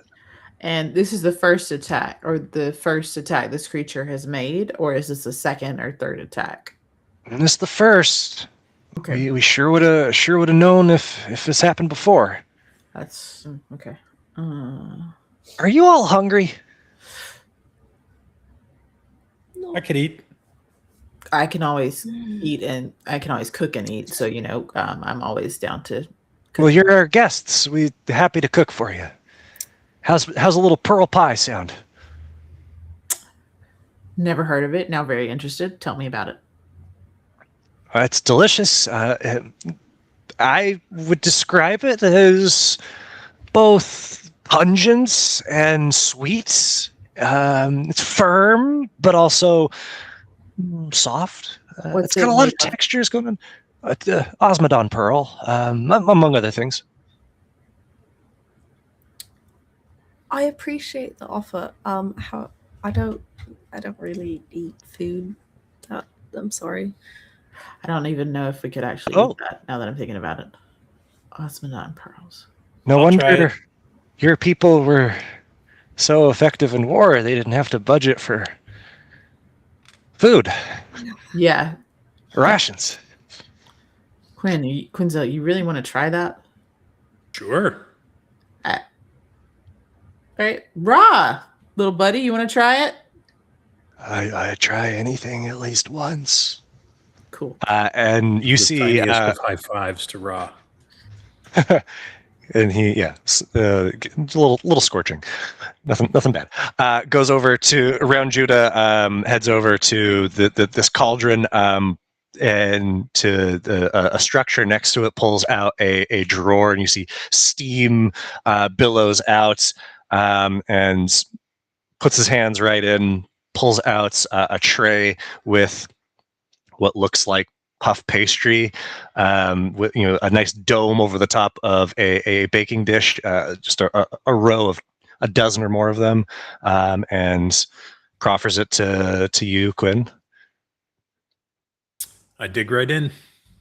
No hesitation. And yeah, the pastry is flaky and good, if not a little plain. But the filling is as described. It kind of tastes like the texture of in mouthfeel of like a silken tofu with the flavor of ambergris and something else. It's certainly strange. But then there's other flavors within it that you recognize, like, ooh, that's definitely onion or some allium. There's a, something thickening it, maybe potato or, oh, no, barley. That's right. It's barley. And it is all told, okay. Well, I'm highly complimentary about it. Ooh, this is very good. I've never tried this before. Nosh, you should give this a try. And kind of nudges Nosh a little bit. Sure. Let's try this out. Nosh cuts himself a slice and starts examining it, and then takes a tentative bite. Think of like the chefs when they're sampling things on like cooking shows, the judges. Like scraping with your fork and knife. Yeah, he starts judging it and trying to identify all the flavors and what all's in it, and takes a tentative bite. Just as Nosh takes a bite, Quinn, hands to throat, starts choking, and Nosh just freezes with a fork in his mouth. Starts retching, and then says, "I'm just kidding." What a shit. That was pretty funny, Quinn. Uh-huh. And Nosh is gonna flick pie at Quinn in the face. It's pretty good. I mean, it's very simplistic, nutritious, and very nutritious. Yes. I would offer some herbs to help enhance the flavor, but overall, it's not bad. Thank you for this. And Nosh is going to actually tuck away a pie in his pack as an extra for later. It is nutritious, awesome. As stated. What time of the day is it, Nick? You're like late morning, early afternoon. So you said she went off. Did she go off this morning after the attack? What's her name? Queso? Oziah. Yes, Oziah. Yes, sir. Sorry. Oziah. All right. How long has she been gone now?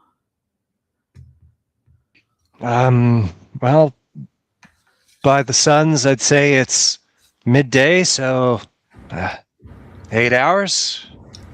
And how long does it take to get to the Hexwood from here? Oh, well, what would you say, Lucky Talith? Well, I'm a little bit faster than Slow Judah, so it takes me probably only 45 minutes. I'm fast and all. So Asaya's been in the Hexwood for probably 7 hours now. Seems that way. Nothing good can come from that. I feel like time is a little bit important here. Would you maybe want to just show us where it is and we can go see if we can help your friend? I'll point you there. You have anyone who would guide us? Anybody feeling up to it, gang? And people are kind of like looking around at each other, and you hear a cough. Could you give us a map?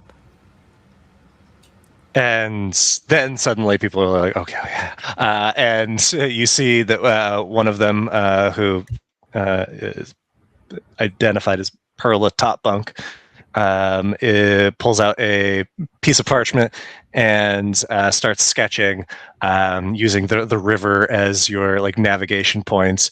And it looks pretty simple to get to if you follow the river to the north east, and there's like a clear part where it banks, and then that's where you deviate and you head inland, like due north. Then it looks like that would take you right there. Yeah, you guys best be careful there, though. The oracles are weirdos. No offense. And they None say no taken. offense. So they who did they look at? You. Okay. So these are Uh, Teorin, we should assume. Yep. Got it. Right. If we go trying to find your friend, could you do us a favor in return? What's that? Can we leave our cart here? Your And cart? Our cloud, maybe? That thing's a cloud? I just don't really want to bring it into a dangerous place right now. No, we had bets on what the heck that thing was. I feel like cloud is a normal shape that you could recognize. Okay. Well, yeah, but it's got a face. Yes. It's got a name too. Would you like to know its name? Its name is Danyan. Danyan. Yes. Just Danyan? Correct. I noticed none of you're just Nosh, Catriona, Quinzel, Harlow. How do you keep it all straight? Who's who? There's far fewer of us. Fair point. I mean, Straight? sometimes we refer to, if my siblings are around, because I have older siblings, we refer to our last name, our father's or mother's bloodline, but usually we just introduce ourselves by our first name because it's easier. And that's just kind of how we've been going. How many Weird. How many people are in this tower, roughly, Nick? Looks like 3 to 4 dozen. Okay. Nice.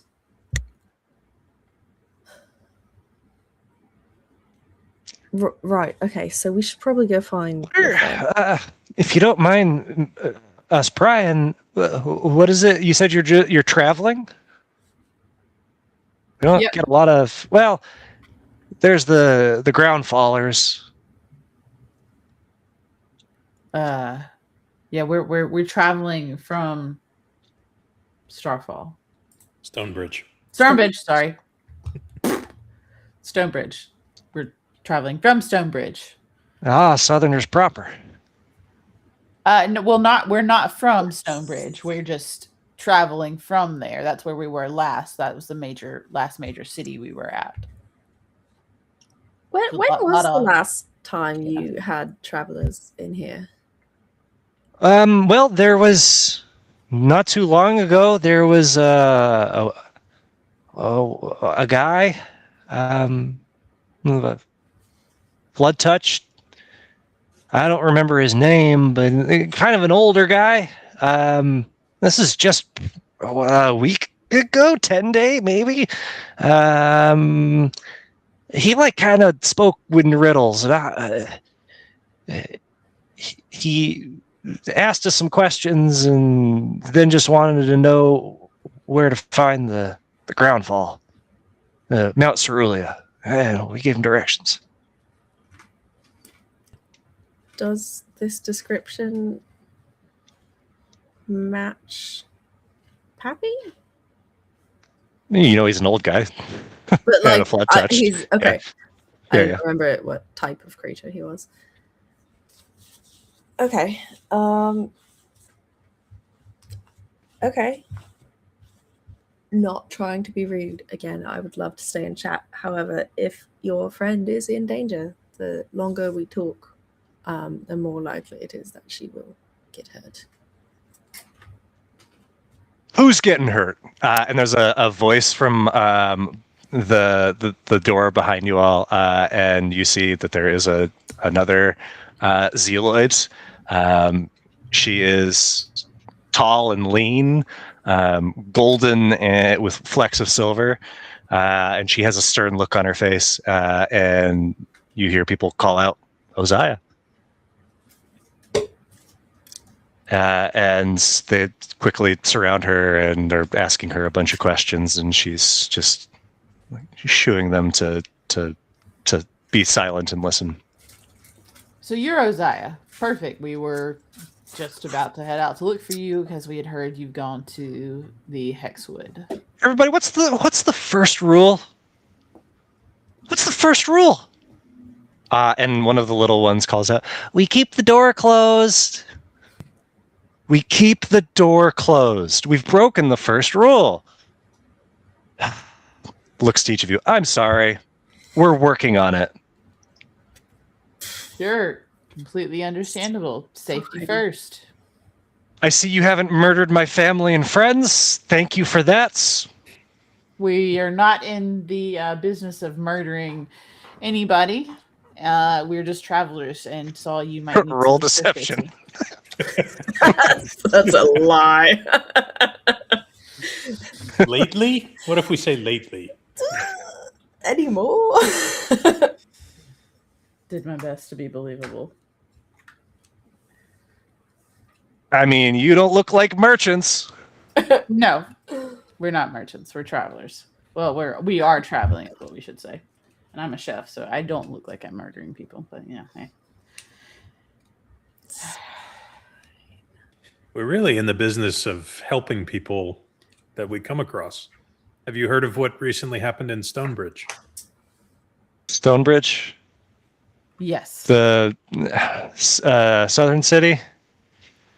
Yeah. Do we have copies of any of the dispatch that would sort of talk about I would imagine you'd keep one as a memento. as a souvenir? Yeah. Have a look at this. And so I hand over one of the copies of the dispatch that might actually talk about the occurrences at Stonebridge. Well, that was us. So we came to Stonebridge, found it in disarray, and we set things aright. That's really what business we're in. Aha! So you are fighters. To some degree, we find ourselves oftentimes at odds with others. And we're This capable. disarray, Teora. Okay, we're in business here. You know their weaknesses. Good. Because I was just going to go with fire. It usually works. Nosh says stepping forward, but there's Pretty effective. other ways to do it. If you need recommendations. The thing is, we're farmers. We're simple people. We're not thaumaturges. They are. So Thaumaturgus. Oh, lovely. magicians, wizards, many, sorcerers. Yep. How many of them are there? Fuck if I know. How many have trying you to- seen? One. Okay. They're secretive. They don't tend to come out. They don't really accept guests. Their shit's locked down tight. So what do they have against you? I don't know. Think of us as interlopers, as invaders, but Haven't you been think here for they decades? sent the creature? it had to have been them. They're the one with the means. It led right to them. Is the door to the outside still open at all? Yeah, as she stepped in, she would have closed it behind her. Would I have any of the crystal stuff I found? If you want, yeah. This really does not feel like something a Teora would leave behind. Gonna be very honest. Yeah, it wasn't a Teora that attacked us. It wasn't the oracles themselves, but they got minions, I'm sure. I mean, look at you all. You got a fucking cloud and a flame. Yes. You put your minds to it, I'm sure you guys. Oh, and a cat with wings.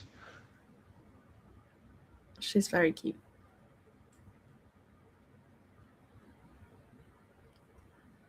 Yeah, but we're also not in the business of wrecking villages. So Yeah. Roll deception. why do That's we? what I'm saying. If you put your minds to it, though, like dedicated all this energy that you do for saving places into wreaking destruction. I'm sure you do a bang up job just like they're doing. So do you have any actual evidence that they are in league with whatever did this? I mean, beyond the fact that the tracks lead right to their front door, I guess no. Maybe they were attacked the same way you were. Does this feel like a Why don't you go setup? ask them? Does this feel like a setup? Does it feel like she's like just trying to convince us to go kill someone for her? Roll a insight check. That's what it feels like just whilst talking. So It also, just to be fair, this is completely obviously not in character. She very much seems to believe what she is saying.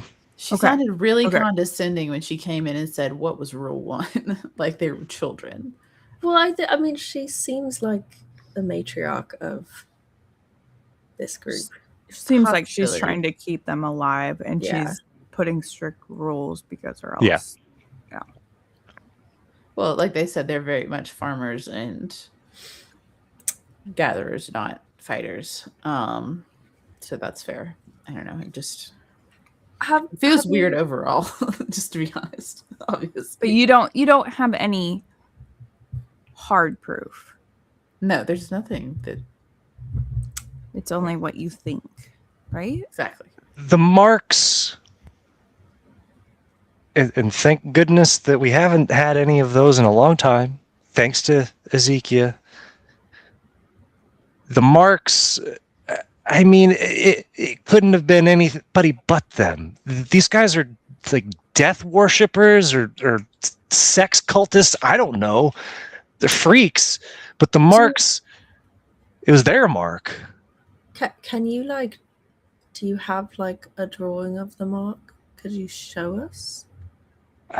I'll describe it. I don't want to put it down on paper, lest it, I don't know, conjure something.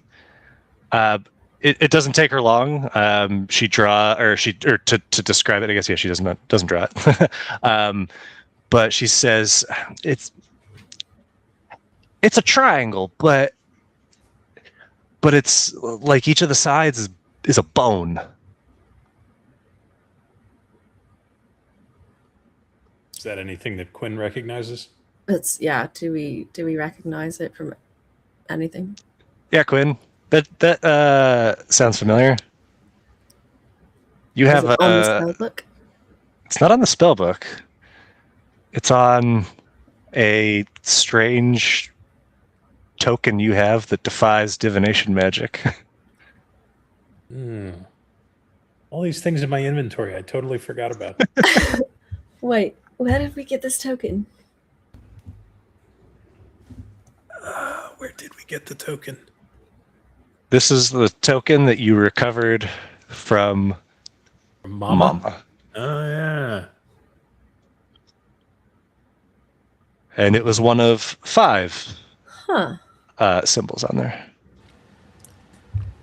Remember, because it's her communication token to communicate with the other heads. So this is another. Yeah, it's the symbol of another hag. All right, we can leave now. I'm good with just getting back in the cart and just leaving. Let's just Good get luck. back the road. These guys got it. Okay, It's perfectly Mister, we fine. fix things. You're gonna run Yeah. away now. Yeah, we don't need to fix this. This isn't our problem. These guys got it. They've got a Ezekiel and their alarm, and I'm I sure thought you were a Jeez. fox, not a chicken. I am totally a chicken. Bok bok. So Bye. that's the mark of Kareth. Lovely. Karen? Yes, let's go get Karen. Oh no, it's a Karen. Worst of the worst. I want to speak to the manager. That has to be her voice now. Sorry, whatever you had planned before. It has to be a voice now. It's official. You made I it. mean, I'm okay with moving forward with this. No, I was joking. It's fine. We We- can definitely help. And We've taken we're down one better hag. prepared. Can we remind Mama was delicious. Oh God. Can we You remind would say that. Matilda which of these was Mama again? Do we know? Hers was the lotus flower was her Okay. symbol. So, yeah, that name. Even though you never heard that name, this is the only time you've I just- encountered it. I just forgot then. Yeah. Okay. Oh, Well, we kind of know what it is now, at least. It's better than nothing. or it could just be coincidence. Would we know of the concept of a golem? Yeah, I Is that imagine, especially something- like with like the faux guards that you know exist, like that there are creatures that are unintelligent, non-sapients that are just puppets essentially. Constructs. Do we know, is there like a magical way to create one? That's something we could assume. That would stand like within reason. Not something that you would probably know how to do, but No, yeah. But Yeah, okay. but it tracks that like if this is something attached to someone like Mama, that okay, I think that she's operating in like an Aether Deep entrance or something up in the woods, and that's why there's the crystals attached. She just makes golems out of the stone and the material around her.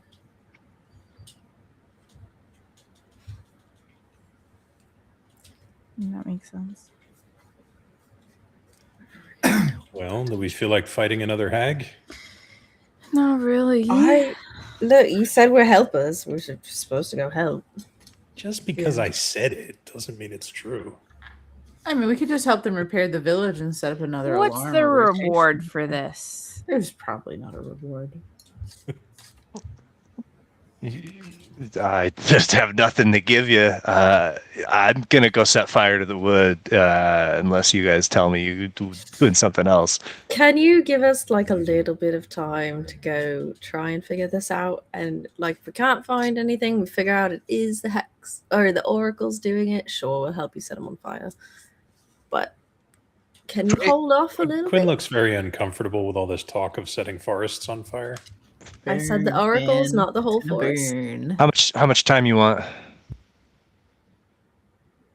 20. At least a couple days. So like, let's say you leave here and we don't hear or see anything from you in like 6 days. Should we assume you're dead? Either dead or like gave up. That's an assumption that I would. Could be that we It's got valid. bored. Okay. Distracted. Well, I would hope that if you just gave up or got bored, you would do us the solid of like, sending Telling that you? down the wire. We'll But send you a message. If we're capable of it, yes. Yep. Depends on The situation. distraction could be forced. So we'll do our best. okay. Cool. All right, everybody, let's get back out there. We got a lot of work to do. And okay. And start shuffling back out. You see that these zeolites, some of them, like especially the younger ones, like reach up and like poke at you guys as they're going, just like, oh, I touched her or I touched him, and continue along their way. You're clearly oddities. We are the in this we are mess. the curiosity in this situation. Yeah, I Yes. hand out good berries to the children. No, Yeah, and- no. And they are. You see that like as soon as you do, they start throwing them at each other, not knowing what to do with them. Okay. So they have dispersed and are back to attempting to repair what has been disrupted. What do you guys do? Start following the map. Okay. Can we you're able to. put Junyon somewhere relatively out of the way and sheltered? Yeah, you could leave them in the rainbow room if you wanted. I want to tell him like, okay, we're going to be back, I promise, but I don't know if it's a good idea to take you Hmm. to a dangerous place right now. We want to keep you safe, okay? So we can keep walking around with you. So you're going to stay here and wait for us, right? Okay. Little flash of sparks. Give him little shocks, and then Leave him there. Rolls over, exposing his cloudy belly. Yes. I love our pet cloud so much. As you make your way from the village, you're following the directions that you were given, following this river. You see, that there is this trail of destruction, but it's less so here. It's really not even destruction that you're seeing. You're just seeing bits of like crystal here and there, and you get to the point where the river bends, and you know that you need to then diverge and are trekking through some growth. The elevation is steadily increasing, and you see in the distance what must be what the Zealoids were talking about. You see that there is a narrow pass or channel between two large like cliff faces, and beyond them are trees, densely packed. But Quinn, can you roll a nature check for me? Hey. From a distance, something looks weird about these trees, but it's not immediately clear what it is. But they don't look like trees you've encountered. And the closer you get, first, it's not clear, are these a bunch of disparate trees? You see elements that are familiar, like the modeling of a birch, the broad base of an ebon tree, the sprawling limbs of a yew, and that's when, once you're maybe 30 feet away from the nearest one, that you realize what you're looking at. You are looking at this chimeric amalgamation of trees grafted very unnaturally into single trees, disparate parts that ought not be together, and by right would never, by natural grafting, take to each other, but they are in just twists and curls and whirls of bark and leaf and fruit, and it is odd. Frankenstein trees, and they are very closely packed, and there is this wall of them that extends across this narrow pass. Fence-like? I mean, can they be traversed? Could we get through them? You could certainly slip through, but it's very dark beyond that first couple of trees, and there is something certainly ominous about it, or at least uncanny. Quinn, I didn't know trees could look like that. I didn't either. These are not regular trees. Oh, joy. What does the Mystery Forest have in store for us today? It's probably nothing. I'm going to walk into the oh, is there like a section that there's a higher concentration of these little bits of crystal you can follow? It's like you see at this point it's getting pretty sparse, the crystal, but it looks like it disappears into the trees here, and by the time you get to maybe 20, 15 feet away, you hear a voice boom out from the trees. It is closed. Go home now. The whole forest is closed. Yes. The grove is closed. We are not taking outsiders. Good day. Oh, they've got themselves a grove, Quinn. Not even one of your Teoran brethren? Tell us, brother, then. Who are the oracles? The oracle trees? Yes. So Quinn starts rattling off the oracle trees that he's aware of, including the corrupted one that is kind of oracle tree of legend. Ha! You are no brother of mine. You follow the false oracles. Tell me of the oracles that you follow. The only true oracles. Of course. You are not worthy. You go home. Well, What if are we're their here to names? learn? No. Last who came to learn, steal from us.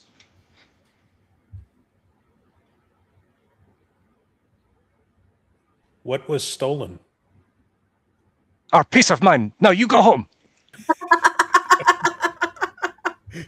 This is feeling very French on top of the castle wall on Monty Python. Yep. We launch a fetid goat. Okay, yep, the grove's closed, and I'm gonna keep walking forward. You would happen to know about a monster that had like purple crystals on it that was really tall that stumbled out of here and went and attacked a community nearby, would you? You are discerning, it seems. You too know of the monster. Yeah, we're actually trying to figure out where it came from and what's going on so we can stop it from doing that again. Perhaps you are friend after all. Will you prove yourselves? Is the grove still Do closed? you have a door needs fixing? Oh, no. There is no door here, except that which may not be passed unless you are friends of the grove. All right, Of living we'll take oracle. it. We will take this. What do we have to do to prove that we're your friends? You must prove you possess the four virtues of Grandmother God. Oh, yeah, I'm gone. Nope. And Last those turn. are You do not even know the four virtues. You must not even know the four gifts. Ha! Quinn, can you roll a history check here? Sure. I can guide myself, right, with the staff. Yep. All right. There's history. ooh, Probably okay. don't need it, but there you go. There's guide as well. When you hear the Grove of the Living Oracles and Grandmother God and the four virtues and four gifts, it is definitely familiar. It's something obscure that you've read about that you weren't even sure if it was true or if this was another Black Bough.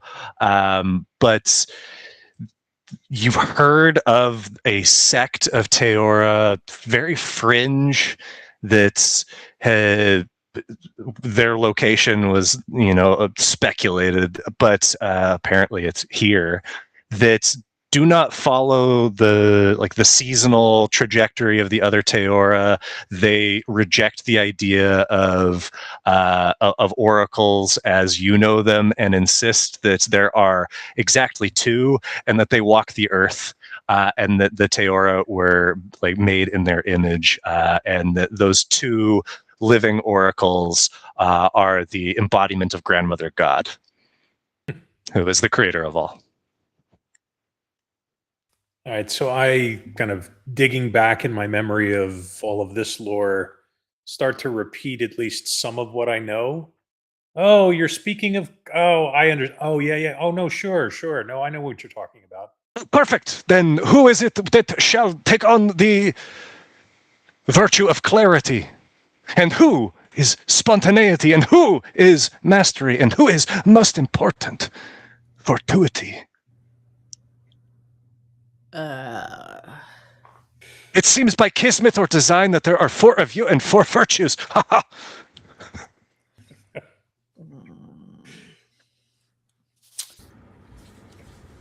So All right, guys. Do I know anything of these virtues? Like, are they physical challenge? Are they more wit? The challenge, like that is, you've heard, these four things. You probably wouldn't have recalled what the four were, but you've heard them said to you now.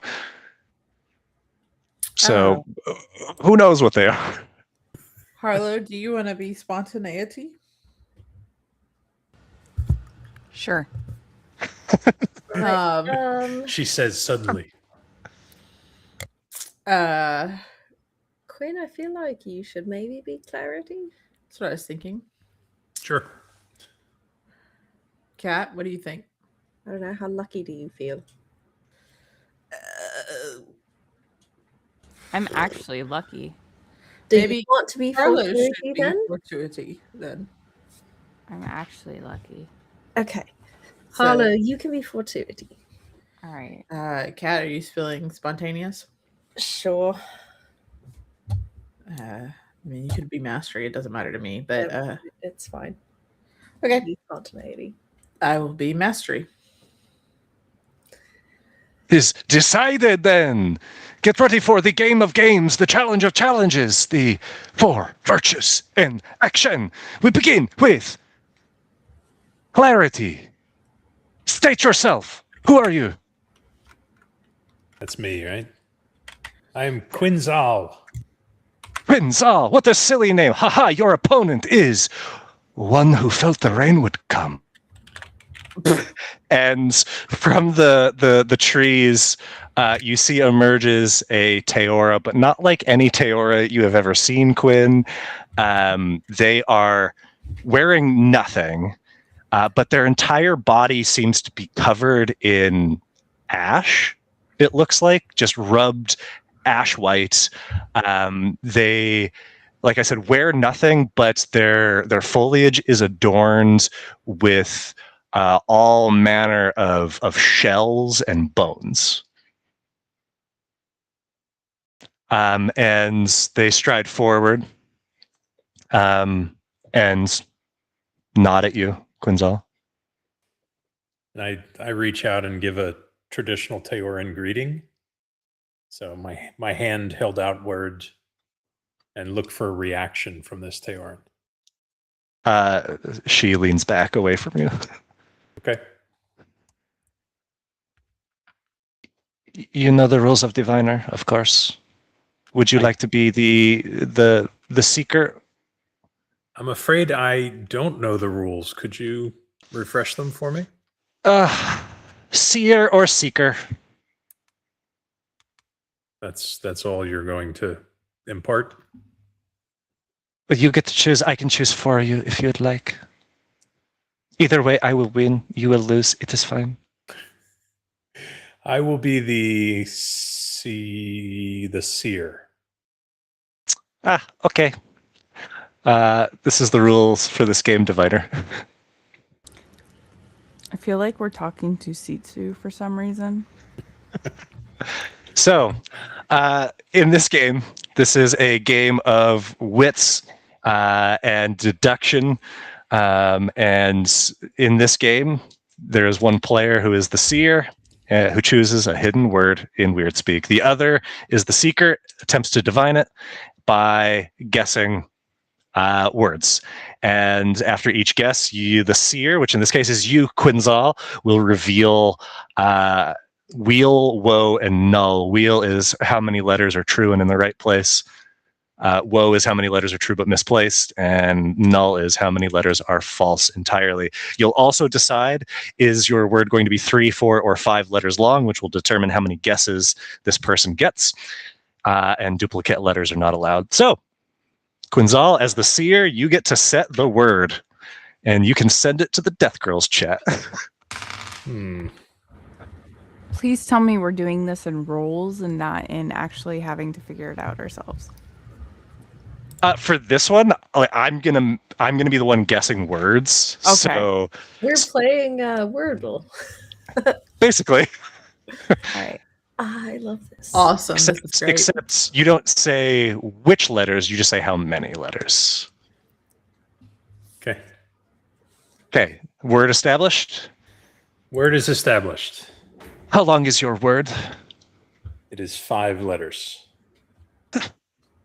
rookie? Juice.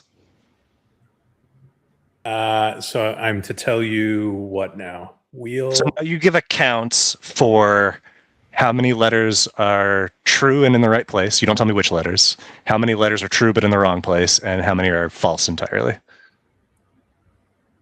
So you might say wheel 1, woe none, null 4. Got it. Wheel, none. Wait, how many? Woe, none. Ooh. Right? I think I've got that right. Yep. Yeah. And So then 5. No, because they're 5. all. So none of these letters are in there. Perfect. Okay. Good to know.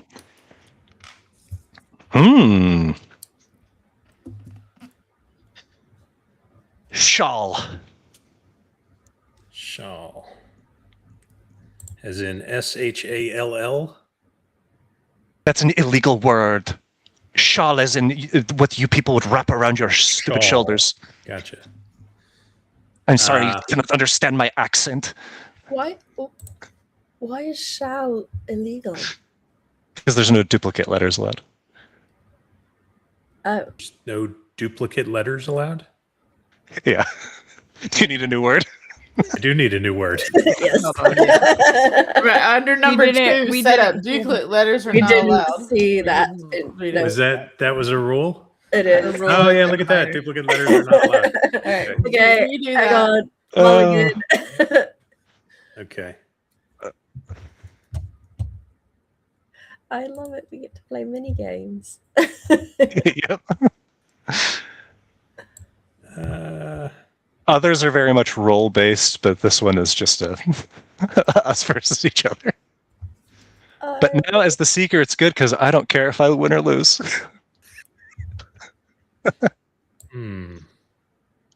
You can also change if you want to a different number of letters. Okay. Let's try.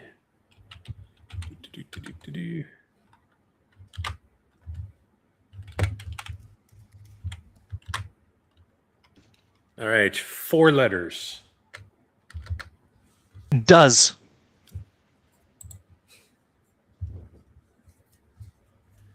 Wheel 1. Ooh.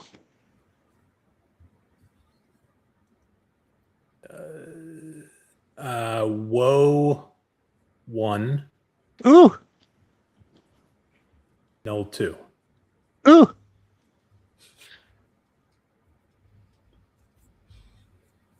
Deft.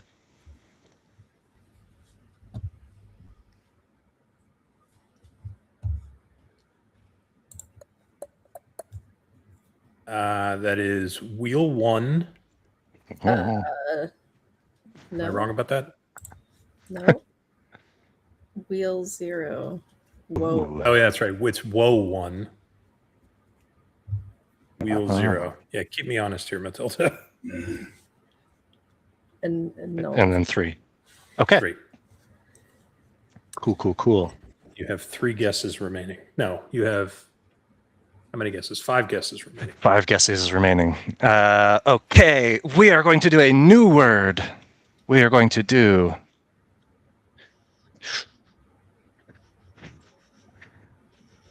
We are going to do. Damn. DAMN. Yes. You have. I'm really a little sad if this is your Sitsu impression. It's not. It's just a good silly voice. It kind of It's- reminds me of Nick doing the Sitsu voice, though. You have wheel 1. Null 3. Okay. So I can eliminate that letter. Can you? I can eliminate 1 letter.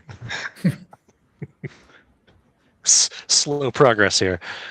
This is edgier seat viewing for. I know, right?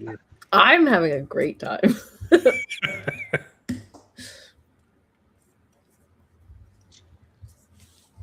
Taps.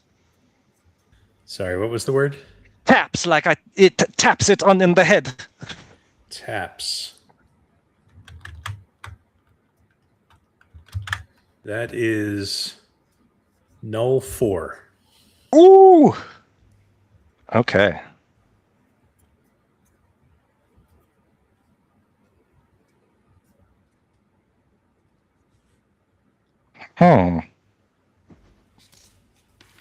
Well, now that's perplexing.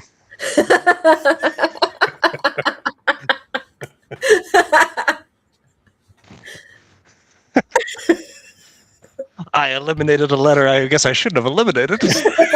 He asked if you could. No, hold on. I think I've given all the right answers, right, Matilda? I'm pretty sure, yeah. We think so.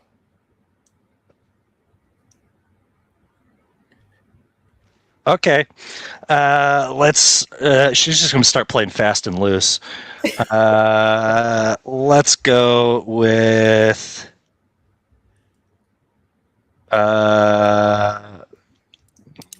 I guess not so fast and loose. Menu. Menu. That is Woe 2, Null 2. Okay.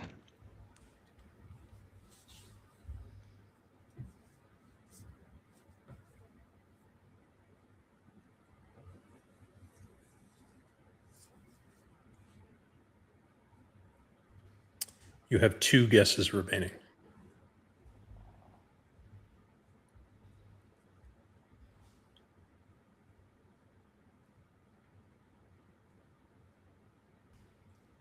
What a nail biter. Ooh. Idle. IDLE. You have Woe 1, Null Oh, 3. jeez. Okay. I've botched this. This is a very difficult game. Like, It is. Which is why I'm glad that I'm in this role and not Scott, because it would feel unfair. I would have gotten it on the 3rd guess. Come on. Absolutely.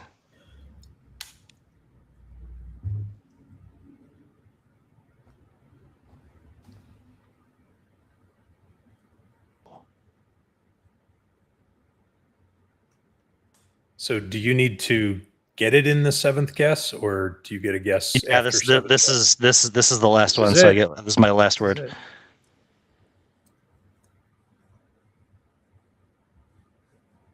God, he's never gonna shut up about it if he gets it right. I'm not going to. Ogre. What? What's your word? Ogre. Ogre, I'm afraid, is incorrect. The word What is the word? You cheat. is oxen. Oxen. Nice. That was a good word. If I had Jesus Christ. one more guess, One maybe. more guess. One more Maybe, guess. yeah, that's right. You were Yeah. All right. Awesome. So, she steps back into the woods, and the original voice calls out, "Okay, that was like pretty good. Okay, but you got a little bit lucky, I think, because of stuff. Next up, we have mastery." Yay. You thought that we would go in order that I say first? Haha, you do not know anything. It's fine, Mastery. Let's go. One who walks with labored step. It is your turn. And you see a very large, awkward Teora strides out. Oh, my. And is carrying something rather large and slams it down onto the ground. It is a tree stump. And you see her carrying like what looks like 2 metal railroad spikes, and tosses one to you. I will cast it. Stomp. Stump. Yep, I got that. Stomp. And here are the rules for Stump. Yep. Hi, Stumpy. All right, what we got? So this is a classic Midwest drinking game with a slight variation. We're all around a stump. We each have a spike. We tap it into the stump to start. It has 4 segments, and on your turn, you're trying to drive your opponent's stump into or spike into the stump. You can use a brute force attack. You can, if you need to try to fix your opponent's spike, you can do a finesse. or you can play some mind games or line up your shot to try to give yourself advantage as you go. But basically, you're trying to drive your opponent's spike in successfully 4 times, and there is a strength athletics check that you'll make to determine whether you succeed or fail. This one might be a little bit tough for Nosh. Damn, we should have swapped. Yeah, we really should have. I suppose we can't right now, huh? Nah, we already claimed ones. It's okay. I could probably play some mind games. There's the performance check. Come on. Yeah, I have a +7, so. Little boy, go first.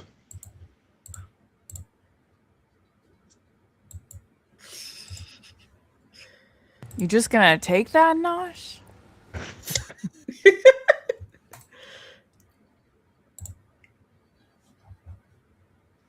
Okay, so you are trying to play some mind games. Yeah. Would describe what Nosh does. Oh, no, I mean, he said little something go first. I said, oh, well, it's mastery, right? Why don't you go ahead and start us off and show us how it's done? I'm sure you've got this in the bag, right, big boy? I am big boy. Thank you. Big stupid boy, but sure, by all means. And your mind games have not succeeded because you need to get a 22. But is going to try to hit your 22?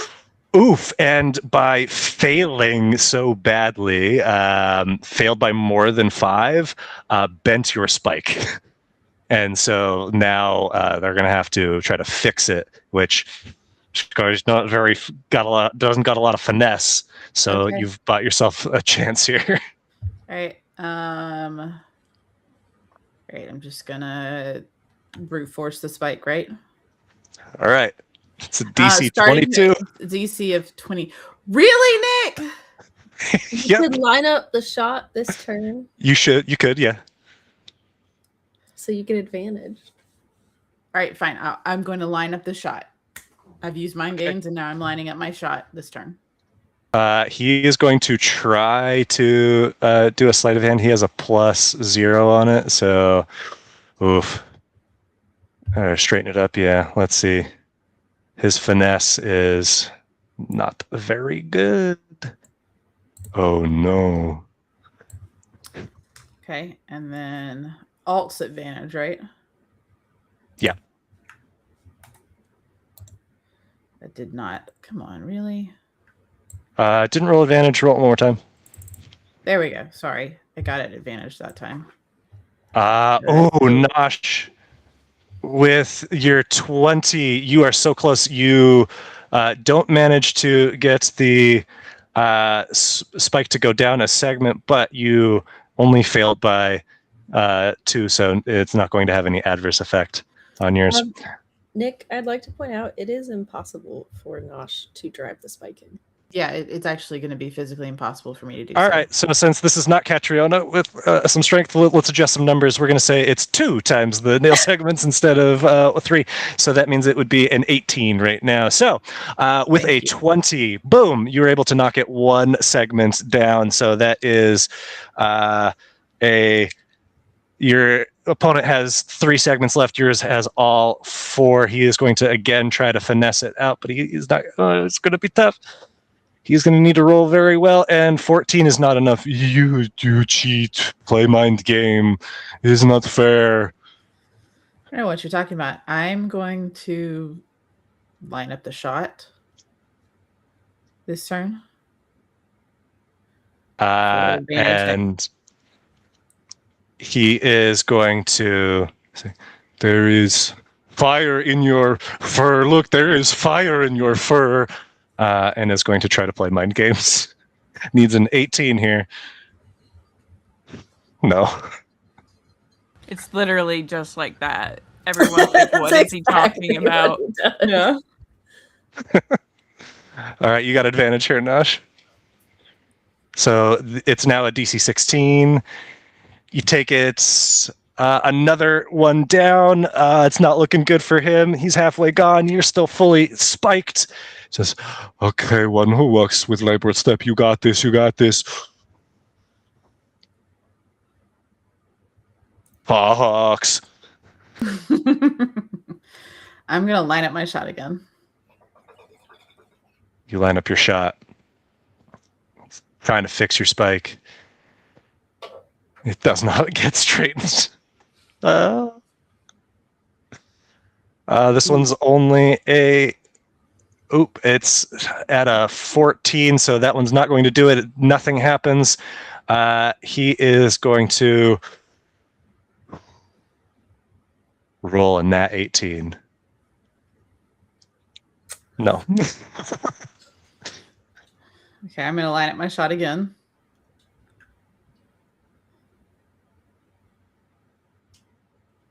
Oh, you line up your shot again. Yeah. And this is his last attempt at trying to do this. Otherwise, he's going to take desperate. And he finally did it. Your spike is straightened. Nosh with the nat 20, which means you go 2 segments down. You skunk this guy 4-0. He is much bigger than you are. What were you hitting this with? Which part of your body? Probably like my hands and almost like a volleyball. Could you use Just- your pan? I mean, I would use my pan or my ladle, but actually, hold on. Wait a second. Hold on. Wait. Whatever it is, your hands are fucking killing you.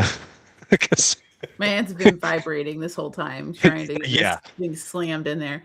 I swear I had like a little hammer or something. Now I don't know where it is. It's fine. I was probably using my pan as an assistant. I mean, it's a very durable object, so You are clear and you are master, but are you spontaneous? Let us see. Step forward. All right, let's find out. Quick. The cracks all the knuckles. One who knows the names of fruits, go. And you see another That is Teora. such a good fucking name, Nick. It's One who knows the names of beautiful fruits. I love this name. She is lithe and twiggy, but again, just covered in this like bone white ash. And the game before you, she says, is to mother tongue. You know this game, of course, because you know your two mothers, yes? Let's Oh, pretend I heretic. don't. And explains the rules of the game. This is also called Good News, Bad News. So this is a verbal duel of fortune and misfortune. And you are invoking the power of the two living oracles, Shalith, Oracle of Light, Fortune and Blessing, and Mordrig, the Oracle of Darkness, Misfortune and Ruin. You will decide whether you want to be Shalith or Mordrig in this, and you will bend the narrative that we collaboratively tell toward your domain, twisting the scenario back and forth toward good fortune and bad fortune. So the beginning player is whoever Shalith is, and will establish a scenario. Shalith's blessing, I found my lost sock today. And then the opponent will have to turn that into a bad situation, and so forth, until someone can't think of something, they repeat something, they do something that is, not succeeding in their goal of bending the story toward their arc, their domain. Makes sense? Yeah. Okay. You get to decide, do you want to be good news or bad news? Can I be Mordrig? Absolutely. And so she steps forward and says, Shalith's blessing, I learned a new song today. Mordrig's wrath. I can't make the tune work. Shalith's blessing, my best friend can. Mordrig's wrath. He's out of town. Shalith's blessing, it means I get to go on vacation. Mordric's Wrath, I can't afford a carriage. I have to walk. Shalik's blessing. I got a new pair of shoes that I've been wanting to try. Mordric's Wrath, I don't have any socks. Shalith's blessing. But I don't need shoes after all anyway. Oh, shit, no. And you see by her getting into this area of clothing that they don't wear, she has stumbled. And she's, no, that was just practice. That was just practice, right? That was just practice. I believe that means you lose. But like best 2 out of 3, right? That's sporting. It's not very spontaneous, though. What's more spontaneous than trying again? Sure, why not? Okay, but this time you be Shalith. I guess that's only fair. Ha! All right. Charlotte's blessing, I got a new hammer. Mordric's Wrath. The handle broke. Charlotte's blessing, I already have a replacement. Mordric's Wrath. It clashes with my eyes. Charlotte's blessing, I know how to paint. Mordric's Wrath. I don't have a suitable brush. Charlotte's blessing, it doesn't have to be perfect details. I can finger paint it. Mordric's Wrath. All my fingers fell off of my hand in the attack. Charlotte's blessing, I can have pretty dexterous toes. Mordric's Wrath. Those shoes that I got in the other scenario, they cover up my toes. Charlotte's blessing, you said in the other scenario you didn't need shoes after all. And she clutches her head. I should have done this one. And slinks back into the woods. Okay. That was a pretty surprising thing. We thought that she was kind of our ringer here, but that's okay because we are still within the reach of ruin. Fortuity, step forward. Mm-hmm. And you see another shambles forward. One who fears the end of days. It is your turn. Okay. And Oh no. it is a very large, looks like ancient Teorin, again, ashbone white. And you see that he is carrying something in his large hands and presents to you a set of dice. This is perfect. a game called Ruins Reach. Wonderful. And we'll need a D4, a D6, a D8, and a D10. So the way this game works, we each have these 4 dice representing the 4 virtues. Our goal is to not run out of dice. The first person who runs out of dice loses. We start the game by picking randomly a D4, D6, D8, or D10. And then we both choose which of our dice we are going to roll to try to get to as close to the rolled number from that selected die as possible. And whoever was furthest from it loses the die that they rolled. So if, let's say, for example, we pick the D6, because I'm just going to pick from a random generator, D4, a D6, or D8. And so if it's D6, we roll the D6 to see what the number is. The number is 3. So we then choose from our remaining dice. We each start with a D4, a D6, a D8, and a D10. Which die we want to roll to try to get as close to a 3 as possible. So the D4 has the best odds. The D10, the worst odds. But you could still get screwed over. And so if you roll your D4 and get a 1, I roll my D8 and get a 2, your D4 is now out of the game. Okay. And we start over again, and whoever has dice left at the end wins. Okay, let me roll my randomizer. And our first one is a D8. So let's see. Ruby, can you roll the D8 for us? This is the number that we are going to be trying to get as close to as possible.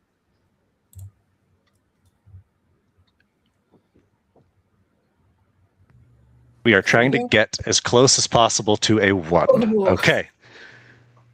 So as we go, it will always be one of the 4, or will it be one of the 4 as they get eliminated? Like each round? Oh, so the ones that like the one that Ruby rolls is going to be any of the 4, irrespective of what we have left. Yeah, all the time. Yep. Okay. Okay, so we both pick our die. I'm going to lock mine in now. Do I just click it and go? And then, yep, we can roll. I'm rolling D4. That's a 2. Ooh. Okay, so that means Harlow loses the D6. I can't use my lucky feet with this at all, can I? I think it's supposed to be D20s, but I'll allow it. Let me just double check.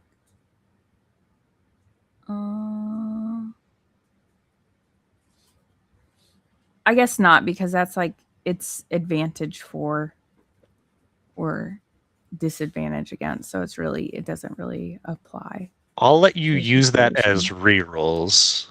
Either you force me to reroll or you reroll yourself. Can I cast Fortune's Favor on Harlow? Fortune's Favor? Yeah. What's Sure. that do? I will reroll. Mark a luck.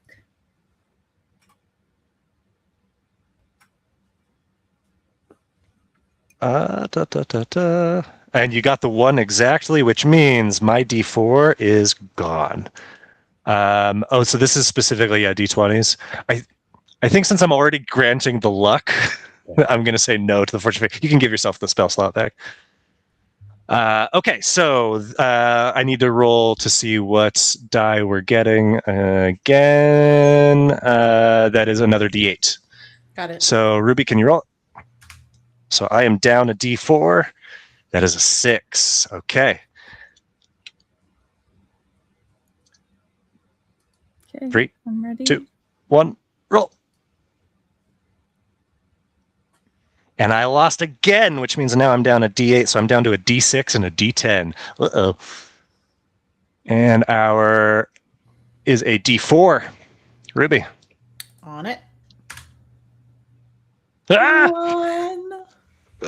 Oh boy, oh bother. I'm gonna no. Let's just go. Here we go. Okay, we No, tied, so we tied. re-roll those same dice. Roll again, my dears. Roll again. Fuck. Nice. I am in a bad way. I am down to just my D10. Oh dear, oh dear. And that is D6, Ruby. God, I want to cast fear on him so bad. A 4. Well, you know what I'm rolling. I'm rolling these. 1, 2. And in a clean sweep, 1, 2, 3, 4, all of her dice are in ruin, or his dice are in ruin, and he throws the dice and storms back into the woods, pouting. I love it because like I chose a dice set as my like little extra thing when I made my Yeah. character. Okay. This is crazy. You are clearly learned people. You have clear minds. You have mastery over your bodies. You have spontaneity in your tongue, and you have the very fortune of the gods on your side. Grandmother God smiles on you. You are welcome in the grove of the living oracles. And you see the lights or the darkness that was behind this like line of trees lifts, and you see just row after row after row after row of these strange grafted trees, and there are just a half dozen of these bone white Teora standing there kind of awkwardly now, just like shifting back and forth. Hello. Hey, Hello. You So- can come now. Sure. can you advise? Did you guys create the monster? The rock monster. Yeah, Yep. No, but we know who did. you do. Well, the community thought it might be from you guys, so we came to investigate and talk to you. So, did it? who did it? The thief, the interloper, the man who said he wished to learn from us. Happy. And that is where we will end our session for tonight. Did he just man. say happy? Happy. Happy. Happy. Dew Thistle. Happy Dew Thistle? No. Summer Yes. for adventurers. Oh, The for person we're heaven's looking sakes. The for? person we're looking Yep. for? Oh my Uh-huh. god. Lovely, lovely, lovely times we have here, folks. You Happy- thought you were fighting a hag tonight. I mean, you Thanks, know. Nick. We almost pooped our pants. Thanks, Nick. Oh, gosh. I liked I those. mean, Thank you. what's that? I liked those mini games. Thank Those you are for great. those. Totally. Yeah. That was a lot of fun. Glad. Me and me.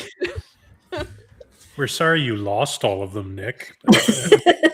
I'm not at all sad. Honestly, narratively, it's much simpler that you guys just won them all. Oh, sure. Thank you for making it easier for me to hit a spike into a stump. Yeah, well, it was both going to be impossible for you to do that and for him to fix yours, so it was just going to go on That would forever. have been a long game. I would have gone on for quite a while back and forth. Yeah. It's all right. I didn't test There was any like of these. the one chance that it wouldn't have gone on of like if he tried to hit hers and failed so bad that he hit his own in. Oh, that's Then true. Nosh Yeah. could hit it, but that's like That was about it. Yeah. a very Would have slim. been by 4 failure. times. Oh, wow. Oh, gosh. It was fun though. Yeah, it was great. Yay. So Yeah. next week.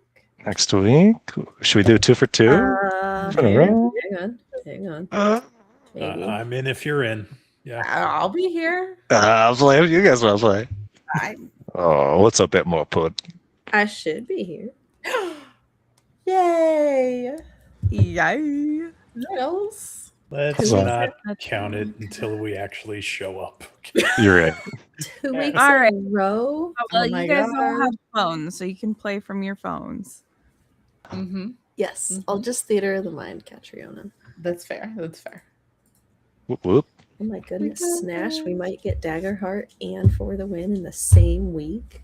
What? Miracles Could it be? can happen. I think we're supposed to start streaming next week. Wow. Or Fancy. at least recording. We are. So bye, stream. Oh, Bye, Bye, stream. Hey, stream. I forgot we